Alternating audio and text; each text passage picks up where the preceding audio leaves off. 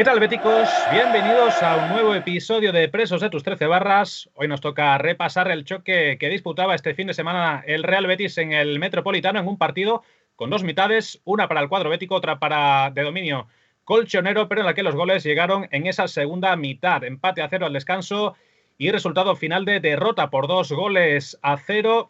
Es verdad que en un estadio de categoría Champions, pero no deja de ser la cuarta en las 5 últimas jornadas por parte del Betis, un equipo, el de Manuel Pellegrini, todavía con algunas conclusiones positivas que hay que seguir destacando, pero que también tiene que hacer autocrítica en las parcelas necesarias si quiere levantar esta racha negativa de resultados. Y para ello vamos a contar con el debate de hoy, con nuestros tertulianos, más análisis que nunca, y también con una entrevista, curiosamente, a un futbolista ya retirado que siempre se ha declarado bético, pero que no ha jugado nunca en el Real Betis. Luego lo desvelaremos. Como no, también queremos contar con tus comentarios en directo. Vamos a dar respuesta en grada Onda Bética a todos los mensajes que nos hagáis llegar, tanto un servidor a los mandos de este programa como hoy mi otro compañero en la dirección de este espacio, como es José Andrés Carrasco. ¿Qué tal?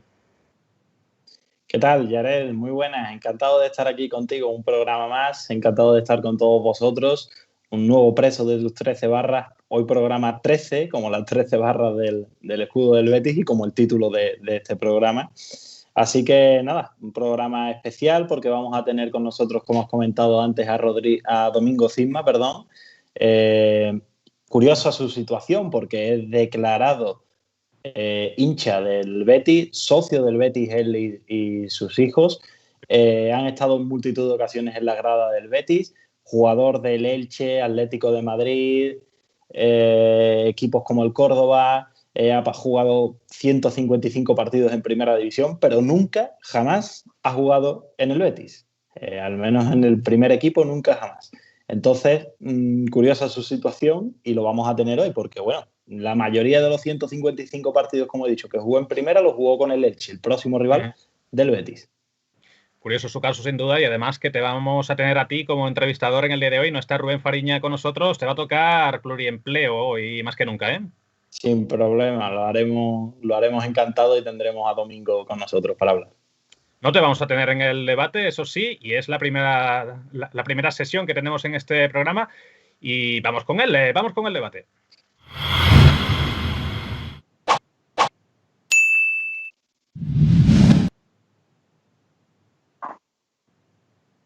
Que te he dicho que no te tenemos en el debate, pero sí te tengo presentando por lo menos los temas principales, como solemos hacer cada semana, capturas de nuestra web de Onda Bética que nos van a guiar las fases de lo que va a ir este programa de hoy. Así es, por lo menos me tendrás aquí comentándote. Bueno, para empezar con la noticia número 1, por supuesto, la crónica, como siempre, del partido del Real Betis Balompié, escrita por nuestro buen amigo Alejandro González, director de la redacción, en la que comenta que el Betis se olvidó de competir con ese 2-0. Da alusión a los buenos 45 primeros minutos del Betis, pero lo tiró por tierra, nada más empezar la segunda parte. Por tanto, ¿cuáles son las declaraciones de Pellegrini? Pues ahí las vemos, en ondabética.es las tenemos. Necesitamos mantener todo el partido lo bueno que hagamos en 45 minutos. Haciendo alusión, una vez más, repito, a esos buenos primeros 45 minutos del Betis que se hundieron en la segunda parte. Por último, la última noticia, lo que vamos a comentar ya seguramente en este debate y que trae de cabeza, sobre todo, entre otras muchas cosas, a Manuel Pellegrini. 102 días lleva el Betis sin goles de sus delanteros. Ni Sanabria, ni Loren, ni Borja Iglesias consiguen cuajar ningún gol, y eso que Sanabria está teniendo muchísimos minutos. Loren fue el último en hacerlo que lo hizo hace 102 días, pero y Borja Iglesias que continúa con su fatídica racha que hace que este dato sea demoledor, Yared. Sí, un gol en 2020 y uno de los principales quebraderos de cabeza de este Betis. Uno de los temas de debate que vamos a tener a partir de ahora. José Andrés, a ti te vamos a ver después en la entrevista a Domingo Cisma y también en Grada Onda Bética para comentar todo lo que nos sigue a través tanto de Twitter como del chat del directo. Pero ahora me dispongo a presentar a los tres tertulianos que vamos a tener en el día de hoy. Hay uno al que tenía muchísimas ganas de ver debutar en esta temporada porque no ha tenido nunca un cargo de responsabilidad de primerísimo nivel en Onda Bética, pero yo creo que es el guía espiritual de esta casa, Pascual García. Encantadísimo de tenerte por aquí. Bueno, el placer es mío, Jared. Muy buena. Me ha gustado esa presentación, ¿eh? Sí, no te lo esperabas, todo, macho. Los pelos de punta y todo, para nada. Siempre una sorpresa tuya, pero lo dicho. Tenía ganas de volver. El tiempo no lo había permitido mucho, pero vamos, cuando me lo dijiste, no dudé ni un segundo. Digo, puedo, perfectamente. Siempre, si se puede administrar y organizar el tiempo bien, y más, si me llaman de Bética, vamos para adelante. O sea que, lo dicho, un placer y deseando empezar el debate. Deseando tenerte también. Yo es que recuerdo que eras el de las presentaciones más, ¿cómo decirlo? Que le daba prácticamente fuegos artificiales cada vez que presentabas a tus compañeros en los programas, así que qué menos que hacer alusión a ese guía espiritual. No sé si te consideras como tal. Bueno, pues si vosotros lo decís, habrá que haceros caso, ¿no? Pero yo siempre presentaciones especiales porque al César lo que es del César y vosotros sabéis aquí eminencia en esto. Y don José Andrés la técnica controlando todo. Y con él nada puede ir mal, al que le mando también un saludo. Ahí lo veis a centrar sus cosas. Está ocupadísimo en lo suyo. Bueno, no sé si guía espiritual, pero sí uno de los veteranos de esta casa, y yo también considero como veterano de esta casa. Es verdad que ha habido un paréntesis en medio, pero recuerdo perfectamente debates en 2014, 2015, donde estaba Pascual García y también estaba Pablo Lastrucci. Encantadísimo también de recibirte en el programa de hoy. Hola, buenas noches. Efectivamente, ha habido un paréntesis y no han cambiado mucho las cosas en el Betis. Hemos pasado siempre por altibajos, pero ahora mismo seguimos en ese dilema, ¿no? De si estamos o no donde el Betis en realidad tiene que estar, que es lo más alto posible de la clasificación. Es verdad que con un entrenador que promete, con una nueva etapa en el Betis, con jugadores yo creo que a la altura de esta afición. Pero sí es cierto que en cuanto a resultados, pues nos encontramos otra vez con esa incógnita, ¿no? Llevamos ahora mismo pues 7 partidos, ¿no? Creo que son, con 4 derrotas y muchas dudas en el aire que yo creo que hoy vamos a intentar ver qué es lo que realmente pasa en este Betis para que finalmente, con todos los ingredientes básicos para que funcione, ¿por qué no estamos en esos puestos de arriba, que es donde creo que tenemos que estar siempre? Pues sí, vamos a intentar elucidar qué es lo que pasa en el Betis, qué es lo que falla, qué conclusiones podemos sacar de este inicio liguero, no solo con estos dos compañeros a los que ya he presentado, sino en tercer lugar, y no por ello menos importante, ni mucho menos a Daniel Cabezas. De nuevo, un honor tenerte por primera vez también en este espacio. Buenas noches, Jared. Estamos en mi debut aquí en Preso de tus 13 barras, y nada, con ganas de comentar lo que pasó en el Atlético Betis y sobre todo de hablar del Betis y de qué le depara el futuro. Oye, para que no te ubique, el de las estadísticas después de los partidos, ese sí, es Daniel Cabezas. El pesado de las estadísticas de todos los jugadores después de los partidos y de los jugadores que también tiene el Betis cedido en segunda división como Robert y Edgar. Sí. Ahí estamos dándole fuerte. Siempre es una buena referencia, desde luego, para ver cómo está rindiendo el equipo, y seguramente de alguno de esos datos que sueles extraer va a haber que echar mano en el día de hoy. Y fíjate que quiero, primero que nada, plasmarte la primera pregunta de todas, porque, bueno, si hacemos un resumen hasta ahora de la situación del Betis y de este último partido, decía en la introducción, una primera buena parte, una segunda mala mitad, en la que finalmente el resultado sí es verdad que acaba constituyendo la cuarta derrota en 5 partidos. Y no sé a estas alturas, después de ese partido en concreto, qué sensaciones extraéis, qué lecturas extraéis de la actuación del Betis. Empiezo por ti, Daniel, pero a partir del siguiente turno de palabra no hace falta que esperéis a que os dé la palabra, sino que podéis intervenir, como sabéis, en cualquier momento.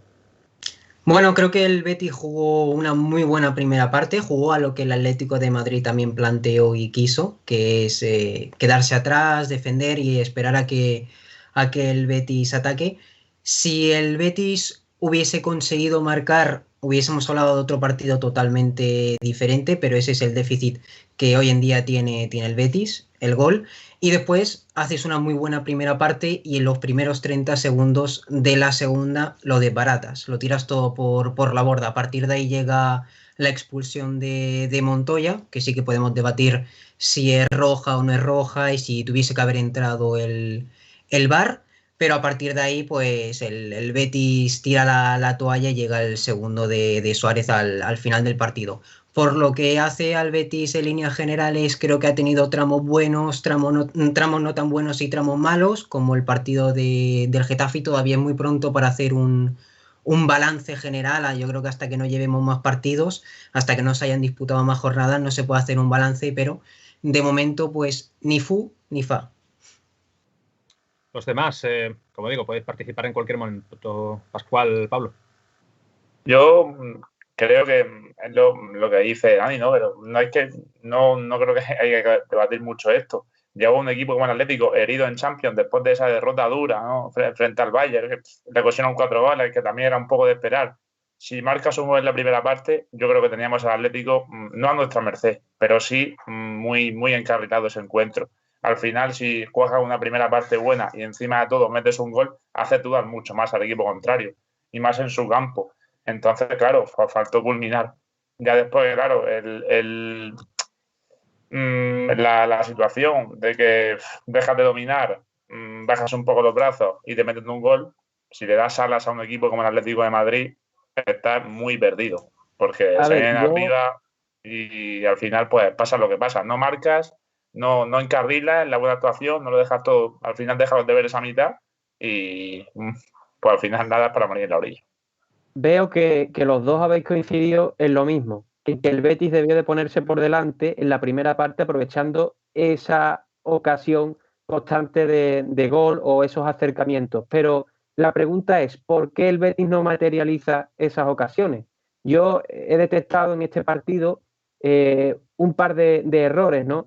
Creo que Pellegrini en este partido, sabiendo, como decimos, que el Atlético de Madrid venía de jugar en Europa, venía por tanto desgastado de ese partido, tenía que haber salido los primeros 20 minutos a comerse al Atlético de Madrid, porque sabemos que el Betis, una vez que encaja gol, como bien hemos dicho al comienzo de este programa, una vez que encaja gol es muy difícil que remonte. Por tanto, había que echar toda la carne en el asador desde el minuto 0 de partido.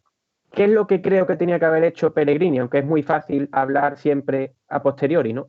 Pero creo que, por ejemplo, Fekir en banda derecha no estaba aprovechado. Creo que es un jugador más de media punta, más en el centro de la jugada, incluso con ocasiones de tirar a portería. En cuanto si Fekir juega en banda, sabemos que reduce sus opciones de tirar a puerta, cosa que creo que es un desperdicio. También creo que Joaquín podía haber jugado de inicio, haber jugado en banda, aprovechando a Sanabria como delantero centro para centrar y colgar balones al área, que creo que los hubiese aprovechado más. En cuanto a lo demás, bueno, en defensa solemos tener siempre esos pequeños fallos, esos pequeños despistes. En este caso, Montoya y Mandi en esa jugada de la segunda parte, el primer minuto de la segunda parte, que nos encajan gol, y yo creo que a partir de ahí el partido ya se pone muy cuesta arriba para el Betis. Como hemos dicho antes, esto es histórico, ¿no? El Betis le cuesta muchísimo remontar partidos una vez que encaja un gol, y en este caso, pues bueno, es un despiste que también es parte de la dinámica del Betis, ¿no? Errores en defensa que le cuestan muy caros y que después con esa falta de gol, que el tema de los delanteros supongo que es un tema que vamos a debatir ahora, es muy negativo para el Betis, ¿no? No hacer gol cuando tienes esas oportunidades como tuvo el Betis contra el Atlético de Madrid, penaliza muchísimo. Sí, de hecho, si tenemos que profundizar, ya sea en los problemas que pudo haber en defensa o en ataque, queríamos hacerlo primero en ataque porque lo ha dicho José Andrés también cuando estábamos introduciendo este debate. Son más de 100 días sin marcar un gol, los 3 arietes del Betis. Son 7 partidos en esta temporada, 3 delanteros diferentes, 0 goles. Se puede decir que sí, que Sanabria marcó, pero no se le dio validez al tanto de la semana pasada. Pero bueno, ¿cómo veis que habría que solucionar esta batalla que de momento están empatando a 0 todos, tanto Sanabria como Borja Iglesias y Loren? A ver, al final yo creo que ese tema es una cuestión ya más psicológica que de calidad y de meter un gol, ¿no? Yo creo que el equipo sabe y esos arietes saben que las ocasiones llegan, que los balones llegan, que tenemos un centro del campo y una línea de 3/4, ¿no? En esa zona del 10, en la que esos últimos pases llegan perfectamente, los centros laterales, se está viendo con Pellegrini, va mucho mejor la cosa.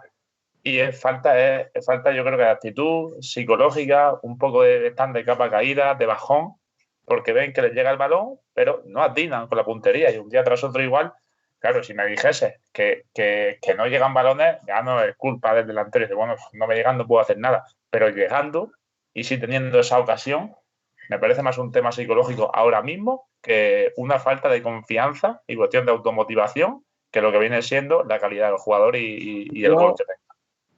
No estoy muy de acuerdo con cuanto al tema psicológico. Pienso que en cuanto a sensaciones, es verdad que en cuanto a resultados están igualados porque ninguno ha conseguido anotar, pero en cuanto a sensaciones, yo discrepo. Yo creo que hay jugadores que transmiten, en cuanto a los tres delanteros posiblemente, ¿no? No sé si alguno más tenemos ahora mismo en el Betis como titulares, que son Loren, Sanabria y Borja Iglesias. Yo creo que evidentemente Sanabria es el favorito del entrenador, que Loren ha demostrado tener más calidad que Borja Iglesias en cuanto a generar juego, no solamente ya en cuanto a ser mejor o peor delantero, sino en cuanto a aportar al equipo. Y hemos visto a Borja Iglesias totalmente, yo por lo menos lo he visto totalmente perdido en muchos momentos de los partidos, ¿no? Yo creo que ahí se ve claramente qué delantero está más en la onda, nunca mejor dicho hoy, para jugar de titular. Es cierto que puede afectar, no digo que no, Pascual, evidentemente el apartado psicológico es muy importante para los delanteros, pero yo creo que en cuanto a sensaciones futbolísticas, está claro que hay dos delanteros que están por encima del que ha sido titular al principio de temporada, que era Borja Iglesias. Yo creo que Borja Iglesias ha terminado su crédito. No se puede seguir dando minutos a un jugador que está, para mi gusto, descolocado en cuanto al juego, que el Betis tampoco juega a centrarle balones al delantero, sino que, bueno, está intentando siempre buscar a lo mejor jugadas por el centro o no termina de colgar buenos balones, que eso es lo importante, que tenga un buen centrador. Yo creo que el Betis, exceptuando Joaquín, algunos centros que son muy buenos, pero tiene más extremos que van a dar el pase abajo, el pase de la muerte. Tenemos ahí a Tello que suele meter esos pases apurando hasta la línea de fondo, pases rasos, pero como centrador, yo creo que Borja Iglesias no tiene sitio ahora mismo en el Betis y que yo pondría por delante, a mi gusto personal, a Loren, pero entiendo que Sanabria también es un gran delantero y que Pellegrini lo va a poner en más de una ocasión. Yo discrepo en que el Betis sea un gran creador de ocasiones. Yo no recuerdo, yo os planteo una pregunta. ¿Cuántas ocasiones claras de gol han fallado Loren, Sanabria y Borja Iglesias? Porque yo no recuerdo la última. Vaya. Y si no me equivoco, en el partido contra Atlético de Madrid, en la primera parte en la que mejor estuvo el Betis, la ocasión más clara de gol es de William Carballo, de cabeza, que para Oblak, si no me equivoco.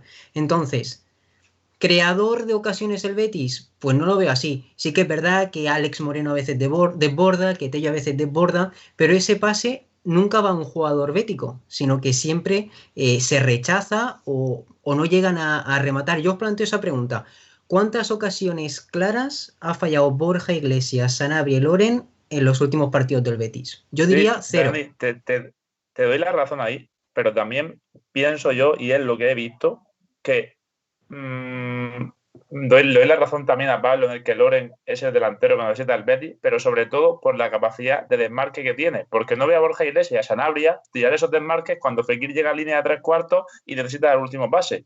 Los veo muy apáticos, muy parados, que Sanabria me gusta, pero me gusta más para recibir el balón de espaldas y para generar un poquito más la zona del 10, pero para tirar desmarques ve a Loren, porque Loren se mete en la media punta o se mete un poquito más a la desembanda y te tira un desmarque de ruptura, te tiran de marca tanto de ruptura como de apoyo. Pero Sanabria y Borja Iglesias, cuando llegan a su zona de confort, que es la media luna del área, un poquito más para adelante, los veo muchas veces demasiado estáticos, no tirando esos desmarques que necesita el equipo. Entonces, al final, William Carballo, Fekir o Tello, lo que sea, tienen que hacer la jugada individual porque ven que no tienen a ese compañero que necesita meter el gol. Y eso es lo que le hace falta a Borja Iglesias y a Sanabria, tirar más desmarques.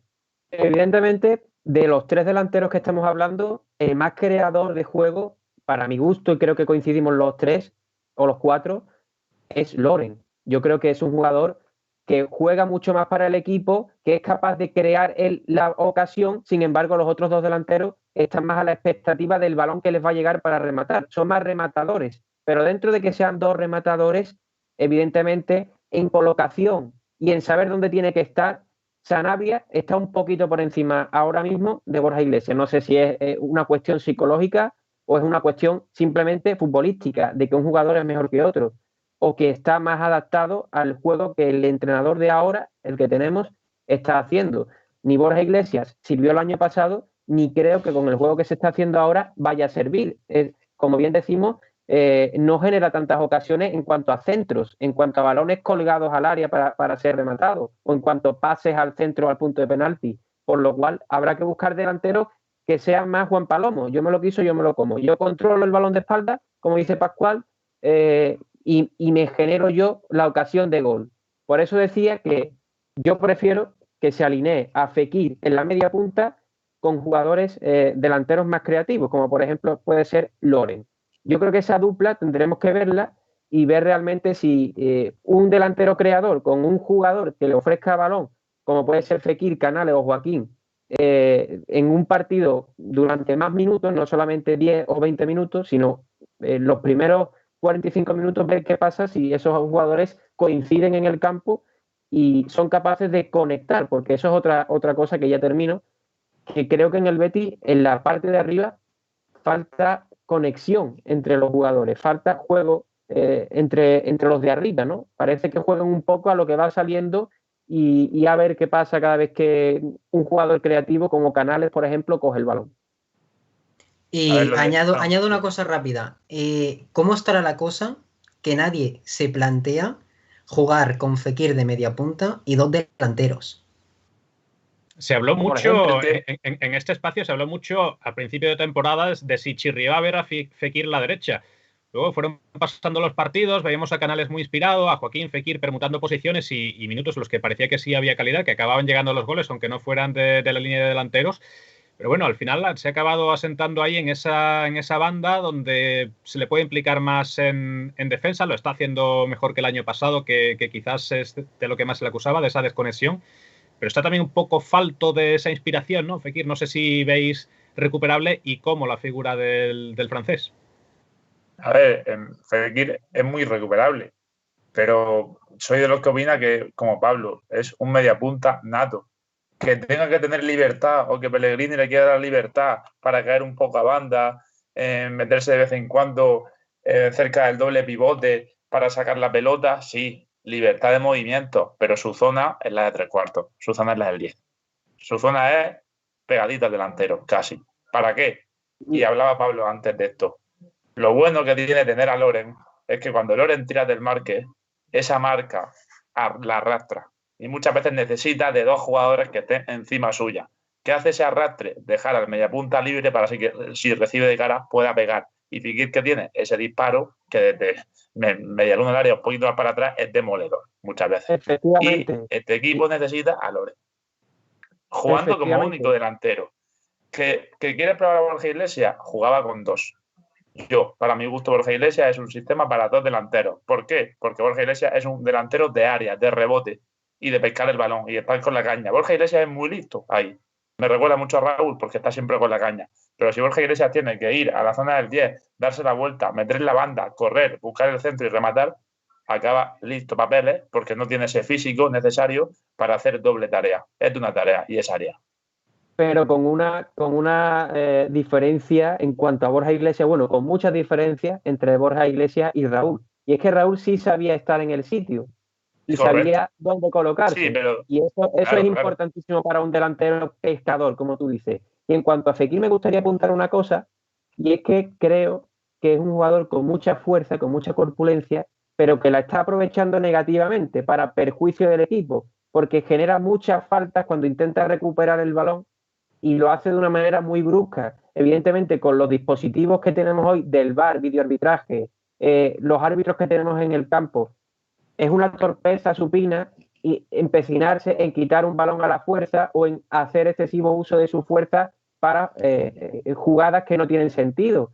Yo creo que Fekir tiene que aprovechar esa fuerza para crear ocasiones y no para generar faltas y tarjetas que al final lo que van a hacer es ir en detrimento del equipo. Y antes de dar paso a Dani, que seguro que quiere hablar de esto, para mí, creo...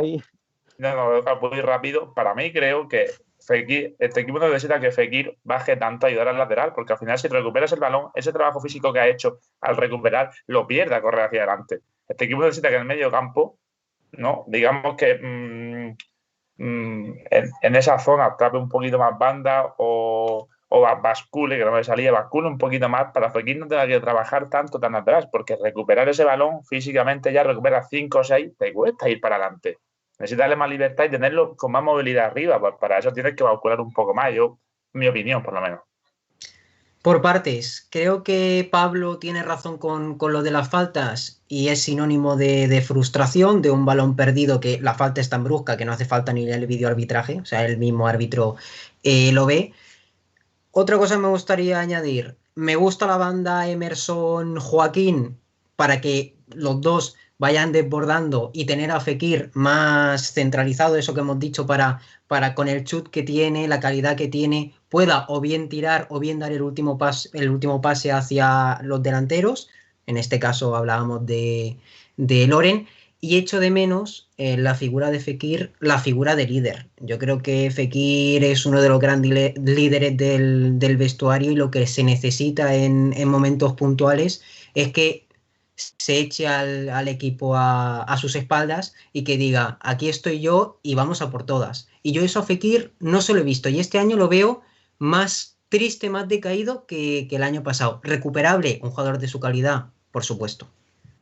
Es algo que nuestro analista Miguel Romero, de hecho, ha dicho mucho, que le parecía el sistema ideal con Fekir por detrás del punta y Canales siempre ha querido verlo un poco más retrasado. No sé si ese es el acomodo que vosotros esperáis, porque claro, a Canales habría que reubicarlo, habría que pensar en otro jugador de banda, que la plantilla del Betis tampoco está sobrada de ello, y habría que romper también ese doble pivote de Guido Rodríguez, William Carballo, si queremos retrasar a Canales, que es una de las cosas que mejor ha estado funcionando en los partidos en los que el Betis mejor lo ha hecho.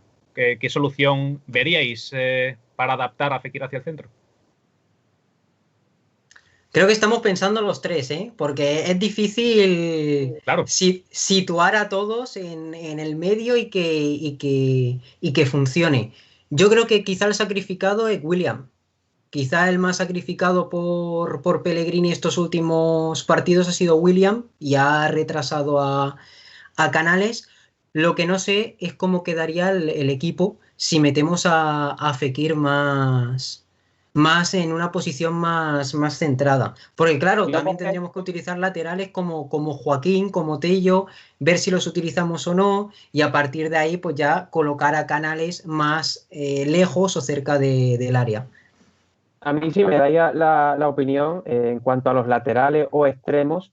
Yo creo que arriba la dupla de extremos sería Tello y Joaquín, para que Fekir pudiese jugar más en el centro. Incluso Canales me parece un jugador que al tener tanta velocidad también puede jugar como extremo muchos partidos.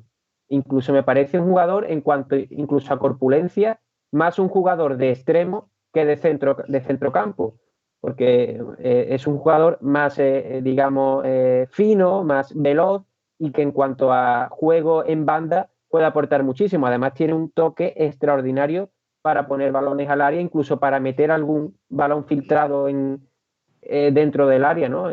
Para el delantero. Entonces me parece que esa puede ser una opción, ¿no? De todas formas, el Betis tiene multitud de opciones y hay que recordar una cosa, que es muy importante. El Betis ahora mismo está afrontando solamente una competición. Después se le sumará la Copa del Rey, pero hay que tener en cuenta que el Betis está compitiendo por entrar o por estar en una zona europea, compitiendo con equipos que sí tienen ese desgaste y que tienen que hacer esas rotaciones. El Betis puede, dentro de esas rotaciones que tendrá que hacer forzosamente, pero puede hacer un equipo, un once inicial más estable, en el que jugador por jugador haga falta hacer pocas modificaciones cada partido.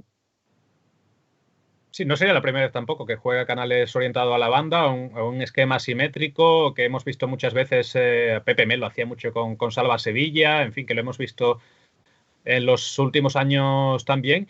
En fin, habrá que ver si es una solución por la que acaba optando Manuel Pellegrini de aquí en adelante. Por plantilla yo creo que las bandas no hay demasiado recambio, aunque sí es cierto que solo hay una competición. Ojalá que no se resfríe ninguno, porque entonces sí sería un problema. Se podría pensar en Lainez, en Aitor Ruibal también como posibles recambios.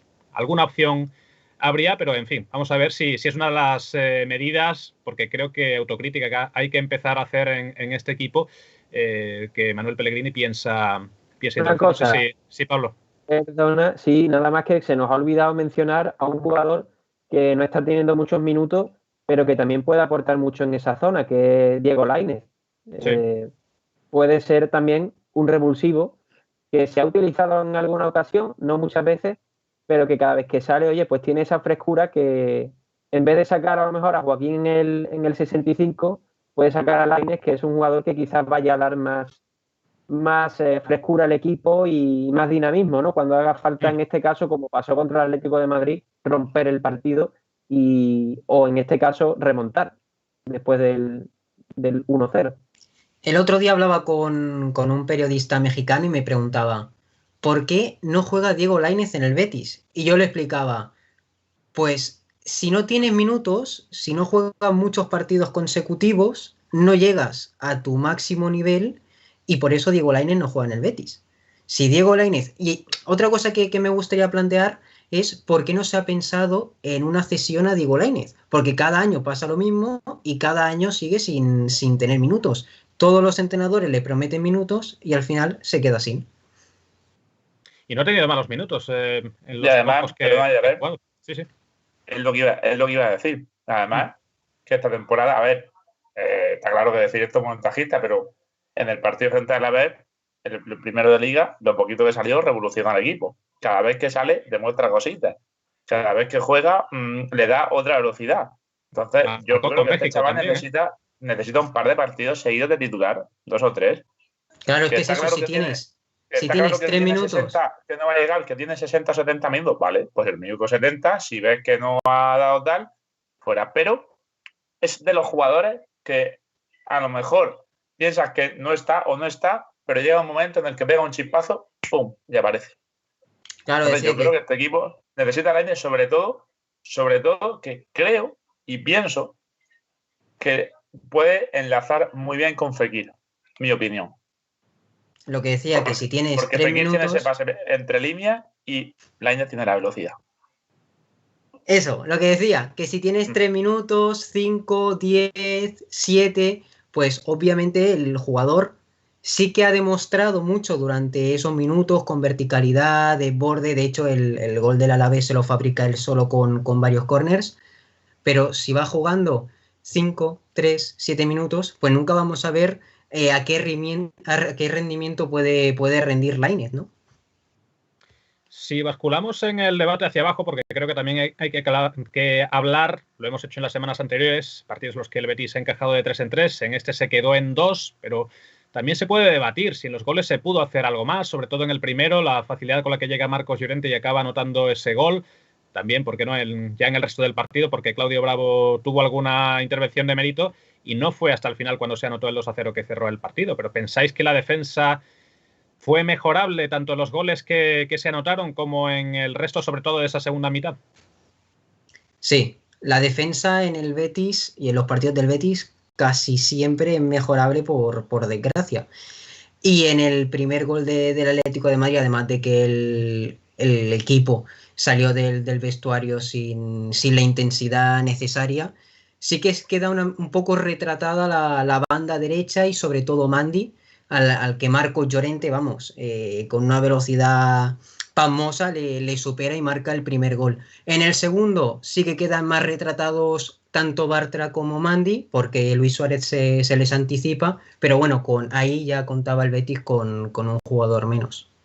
Que por cierto, por aportar al Pablo algo más también en la primera parte, sí es verdad que el Atlético de Madrid no tuvo demasiadas ocasiones. De hecho, hubo un momento en el que vi la estadística, tiros 8 del Betis, 0 del Atlético de Madrid, pero las que tuvo sí fueron muy claras y vinieron precedidas de balones atrás de cabeza de William Carballo, que es otro componente que quizás queráis comentar. Sí, me gustaría comentar varias cosas. Lo primero, en la primera parte hay que destacar positivamente lo bien que la defensa del Betis tiró la línea del fuera de juego. Hubo varias jugadas en las que Luis Suárez, que es un delantero que suele estar muy al borde de la línea de fuera de juego, supieron deshabilitarlo muy bien y desconectarlo. Lo que pasa es que cuando hay imprecisiones, esos casos dejas al delantero habilitado y prácticamente es una jugada de gol, ¿no? De hecho, hubo una que Luis Suárez mandó fuera, en la que se fue por pocos centímetros, ¿no? Y estuvo a punto de marcar. En cuanto al primer gol, es verdad que Mandy es el que más sale en la foto, porque es el último jugador que Llorente tiene delante antes de tirar, pero hay que recordar que Montoya es el lateral en ese caso y al que se le escapa estando prácticamente, además se le ve mascando chicle al comienzo de la segunda parte, o sea, estaba como un poco descolocado.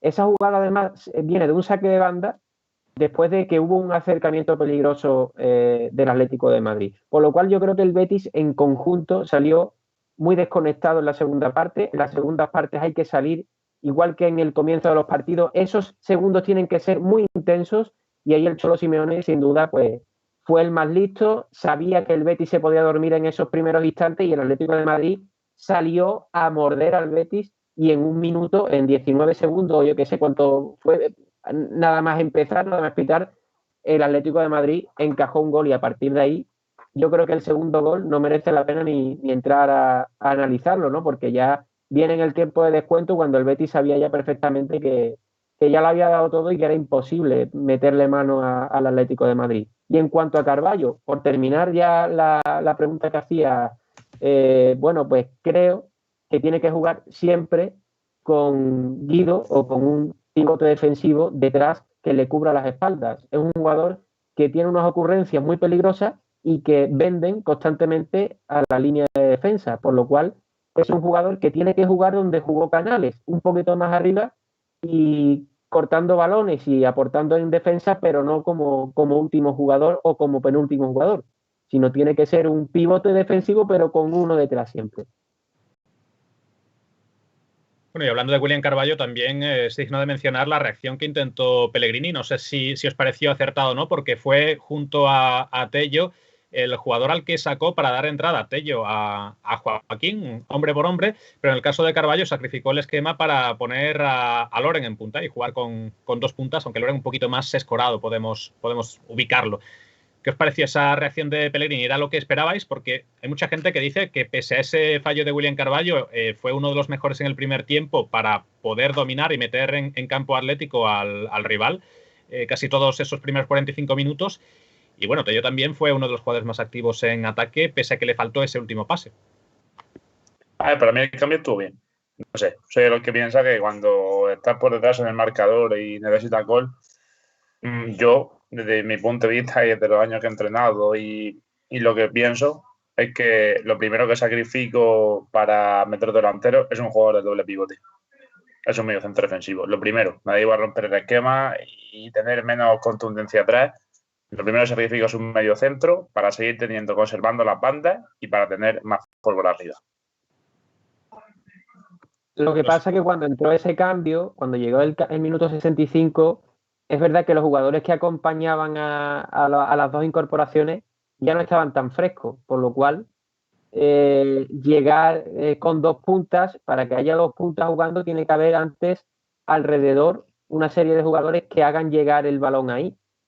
Y claro, evidentemente, pues en el minuto 65 ya Fekir no estaba, ni Canales tampoco, en actitud de seguir en ese nivel de juego después de 65 minutos nada más y nada menos que contra uno de los equipos más físicos de la liga, como puede ser el Atlético de Madrid. Por lo cual es buen cambio evidentemente, pero yo vuelvo a lo primero que dije. Tenía que haber echado toda esa carne en el asador desde el comienzo del partido. En el minuto 65 evidentemente pues ya está un poco, como se suele decir, el pescado vendido, ¿no? Bueno, un cambio un poco a la desesperada, ¿no? Yo creo que a Pellegrini le daba igual perder 1-0 que 3-0 y entonces decidió sacrificar a William Carballo, que ya lo ha hecho en otras ocasiones para meter a Loren y tener una referencia más arriba. Y suele el ser cambio... el primero, ¿eh? Sí, suele ser siempre el primero y por eso lo apunto porque es curioso.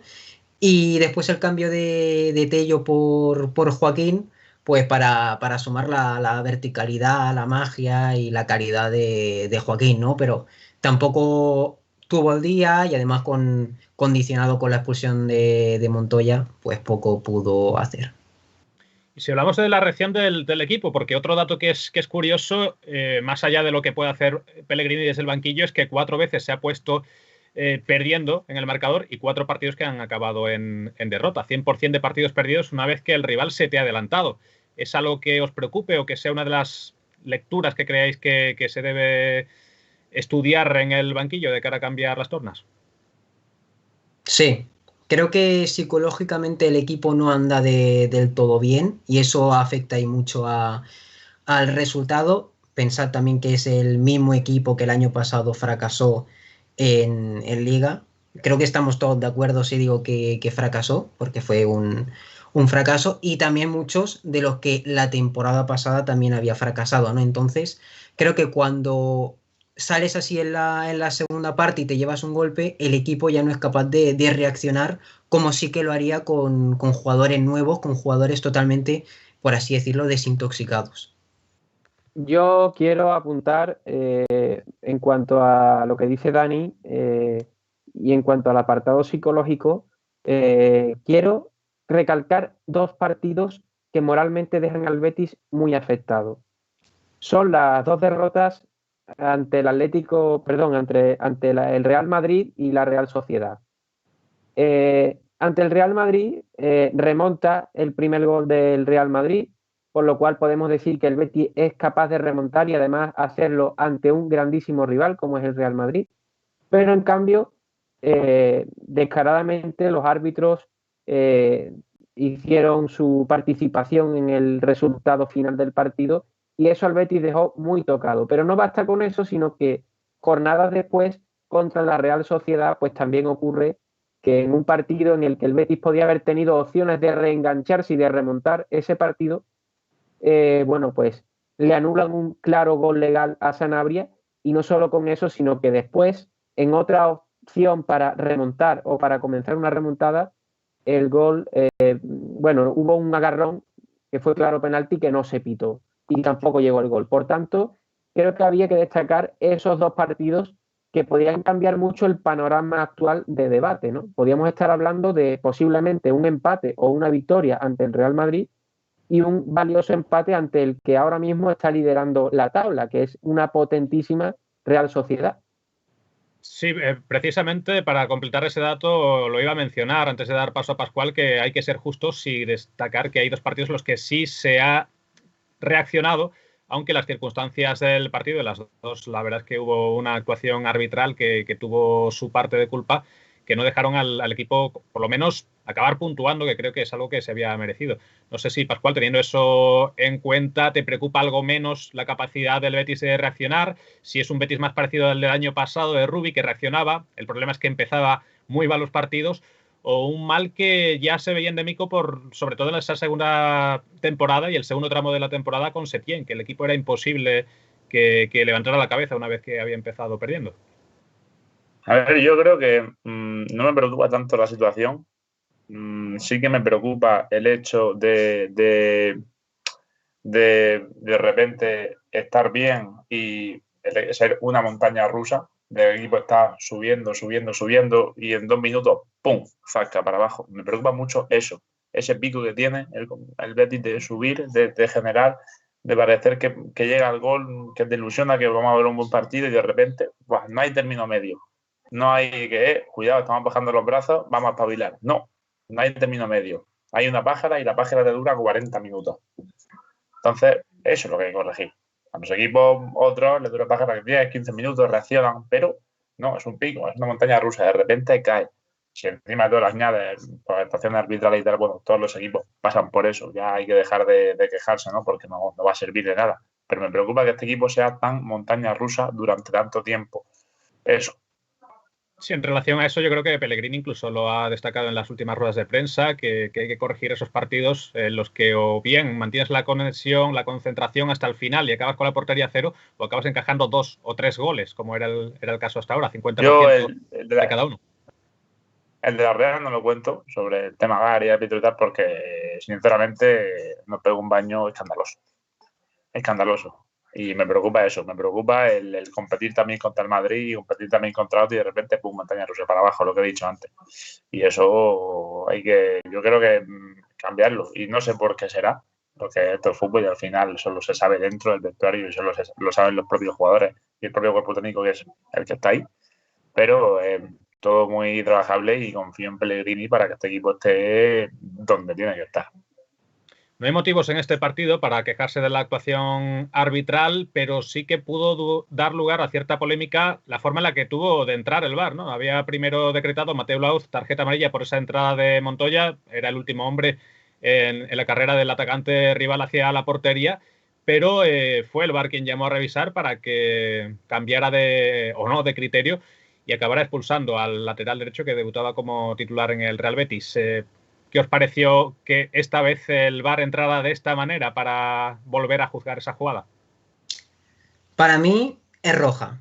Para mí es roja porque es último hombre. Y creo que ahí el VAR se aplica correctamente. También te tengo que decir, y puse un tuit sobre eso, hay que aplicar el reglamento a todos los equipos por igual y en todos los momentos por igual. Y eso es lo que falla del VAR, que no se aplica a todos los equipos ni tampoco se aplica en todos los momentos. Si el VAR se aplicase de forma equitativa para todos los equipos, no habría tanta polémica.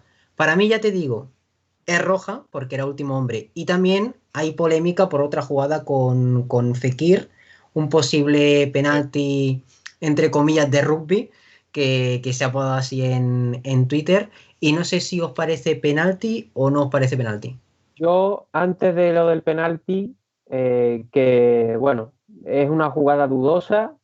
Había que ver si realmente el jugador tenía opciones aparte de que el balón está en juego y que, bueno, pero habría que ver si realmente Fekir tenía opciones de rematar o de coger ese balón. En cualquier caso, estamos hablando de la expulsión de Montoya, ¿no? Para mí es expulsión clara porque, como bien dice Dani, es el último jugador, se queda solo delante de Claudio Bravo y por tanto es una ocasión, perdón, es una ocasión manifiesta de gol y el reglamento dice que eso es tarjeta roja. Pero estoy de acuerdo con lo de unificar criterios y lo que es tarjeta es tarjeta. Mateu Laoz sabemos que es un árbitro permisivo y que, bueno, interpreta jugadas según su antojo, pero lo que no se puede interpretar nunca es el reglamento. Y varios jugadores del Atlético de Madrid tuvieron que ver la tarjeta amarilla por algunas entradas que excedieron en su fuerza. Incluso me atrevería a decir que Luis Suárez, en la jugada que vio la amarilla por protestar, antes ya debió de ver la amarilla por un codazo, creo que fue sobre Mandy, que eso en el reglamento dice que si le das con el codo en la cara es tarjeta amarilla.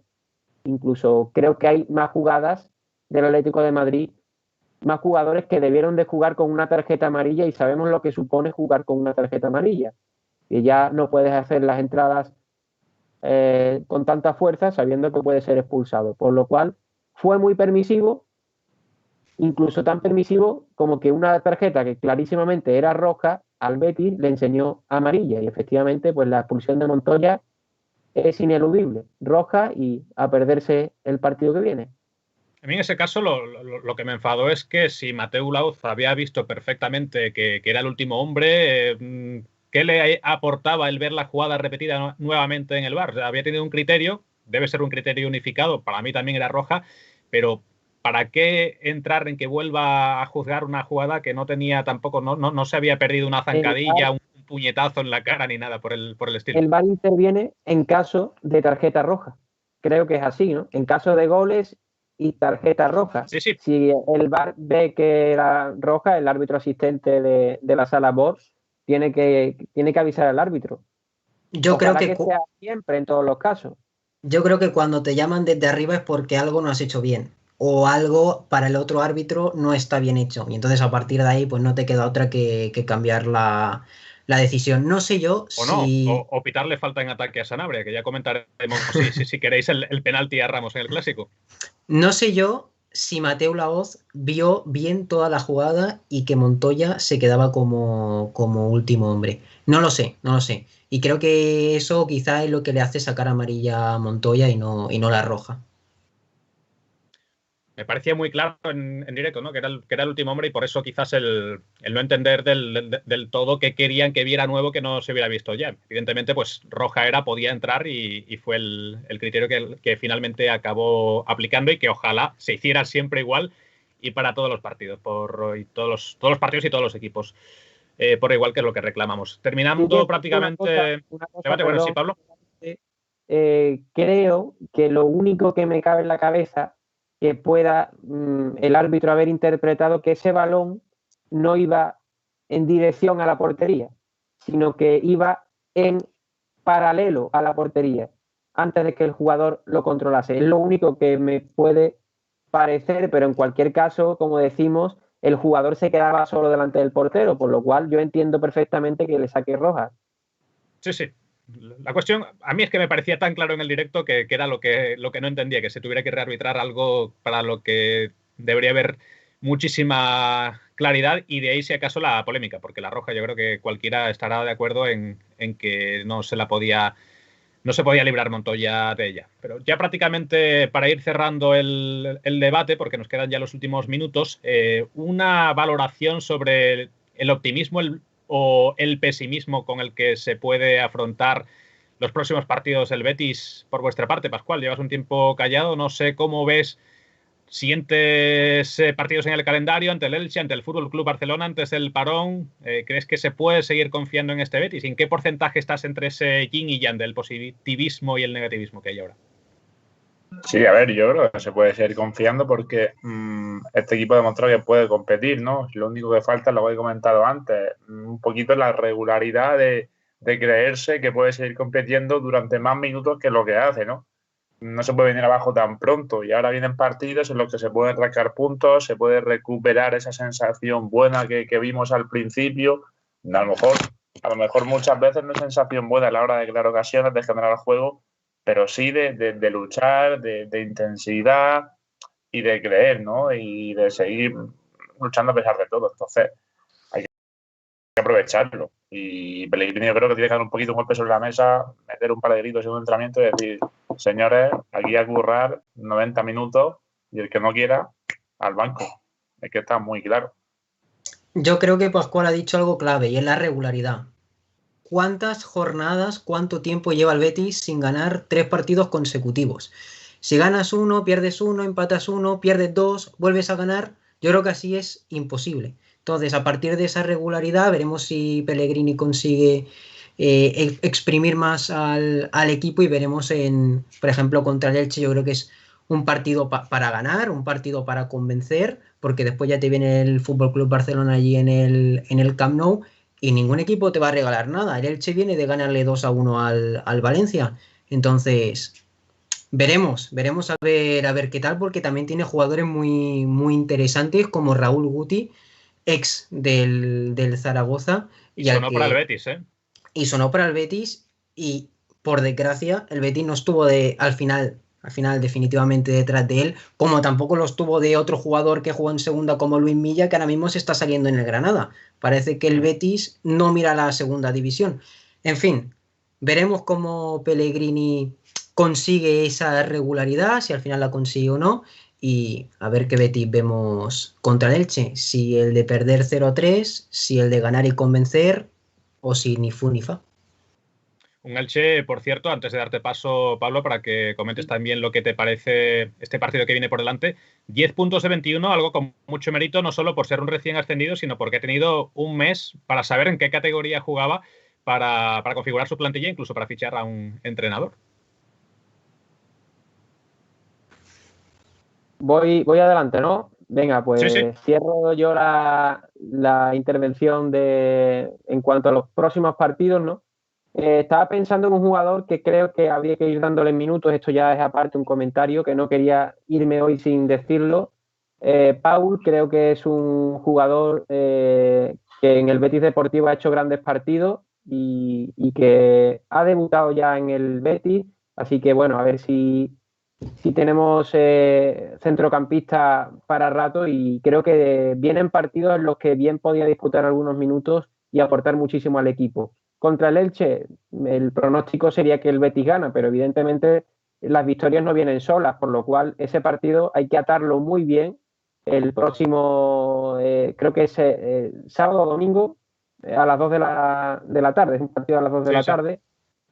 Y después el domingo. viene un partido complicado, el domingo a las 2 de la tarde, después el Barcelona la siguiente semana a las 4:15 y después vienen otros equipos a los que, bueno, pues posiblemente también se le pueda meter mano. Quizás el más difícil es el Barcelona y que habrá que llegar, evidentemente, siempre con los 3 puntos ante el Elche. Así que, bueno, optimismo siempre en el Betis porque no queda otra y nada, yo creo que es cierto que el comienzo de temporada ha sido un poco accidentado, posiblemente por 2 partidos también que quitando el repaso que nos dio el Getafe, evidentemente, que fue un 3-0 indiscutible, pero ha habido 2 partidos que han hecho que el Betis no tenga todos los puntos que ha merecido en cuanto al juego y que yo creo que queda todavía mucho por ver del Betis y que yo creo que la situación en la que ahora mismo está en la tabla está por debajo de lo que es capaz de hacer y de lo que ha mostrado en el campo. Un placer, Pablo, antes de pasar también a unas últimas reflexiones de tus compañeros, un placer haberte tenido de nuevo después de unos años y que sigas aportando por aquí por Onda Bética. Nosotros estaremos encantados de volver a recibirte. Muchas gracias, espero no haber sido muy pesado con mi discurso y muchas gracias a vosotros, espero que cuando queráis pues me tengáis por aquí siempre que yo esté disponible. Un abrazo. Te mantenemos la invitación, así que tan pesado tampoco habrás sido. Pascual García, por hablar y cerrando un poco sobre estos próximos partidos que tiene el Betis y qué esperas sobre todo del partido ante el Elche y si se la juega mucho o no Pellegrini de cara a próximas semanas. A ver, tanto como jugársela, no. No por el puesto de entrenador, me refiero, pero no, de entrar en una dinámica en la que quiere estar el Betis para jugar a Europa. Y es el partido idóneo, ¿eh? Para que recuperar la dinámica. Sí, el Elche viene bien, está compitiendo, parecía que no, pero le da la vuelta a la situación y se le mantiene la garra durante los 90 minutos. Y es lo que muchas veces caracteriza a un equipo humilde, que lo que quiere es mantenerse y lo que quiere es disputar partidos. Al final, con ganas, muchas veces sí, cuando falta la calidad o falta, no digo que no hay calidad a los jugadores, pero cuando no saben las cosas, lo que te caracteriza son las ganas de seguir luchando. Y el Elche eso lo está haciendo muy bien. Y creo que este partido es para jugar como Lainez y Tello, que jueguen de titulares, porque al Elche le cuesta mucho los balones, no largos a banda, pero sí profundizar por ahí, porque cierran mucho laterales, suben a veces demasiado y creo que por banda ese partido va a ser la clave porque a Elche le cuesta mucho defender cuando un equipo se abre y genera espacio. Cuando se cierra a Elche no le cuesta nada, pero lo que he visto es que a Elche le cuesta mucho cuando el equipo se abre campo y genera partido ahí. Entonces, no digo que se haga, pero sí creo que es partido para Lainez y para Tello. Y sobre todo para los delanteros, ¿eh? Yo ahí lo dejo.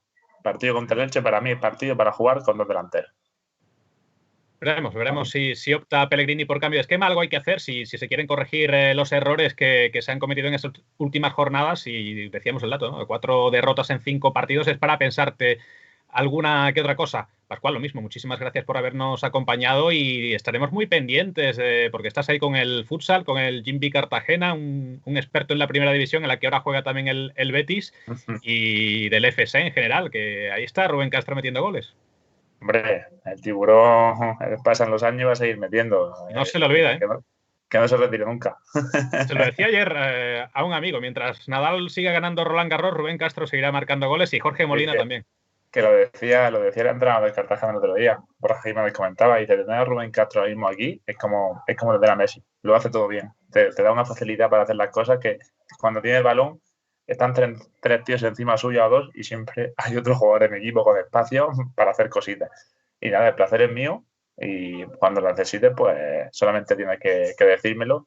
Diciéndomelo tú, macho, no voy a decir que no, ya lo sabes. Invitadísimo estás, hay que recoger el testigo. Y lo mismo, y brevemente también, Dani Cabezas, porque tenemos ya a Domingo Cisma por aquí preparado y queremos ir con la entrevista próximamente. ¿Algo que comentar sobre los siguientes partidos del Betis, sobre ese optimismo o no, sobre qué hay que hacer y sobre si se la juega o no mucho el equipo en estas próximas jornadas de cara a los objetivos de la temporada? Si el Betis quiere estar en Europa, es un partido para ganar. Si no quiere estar en Europa, que siga perdiendo puntos, ¿no? Un último apunte. Quizá el Betis Futsal juega el miércoles contra el Valdepeñas. Eso lo ha solicitado el club. Así que lo podéis ver por Betis Televisión. Y no creo que se la juegue Pellegrini. Es un partido importante si se quiere estar en Europa, pero no tanto como para echar a Pellegrini. Veremos. Por supuesto, está fuera de la ecuación algo así, pero sí es cierto que vienen partidos difíciles como ese del Camp Nou y el de Elche cobra importancia si quieres empezar a sumar esos puntos. En fin, Dani, te digo lo mismo, un placer haberte tenido en este tiempo de debate, haber tenido tu aportación no solo con las estadísticas, eso sí, vamos a seguir muy pendientes al final de los partidos de todos los datos de los jugadores claves de los partidos del Betis. Igualmente, ahí estaremos, como siempre. Ha sido un placer estar aquí. Creo que nos lo hemos pasado muy bien y nada, me apunto para el siguiente, ya lo sabes. Pues también la invitación se te hará llegar las próximas semanas porque queremos tenerte más veces por aquí. Nosotros tenemos que ir cerrando en el debate, pero no se vayan porque viene la entrevista de José Andrés Carrasco con Domingo Cisma.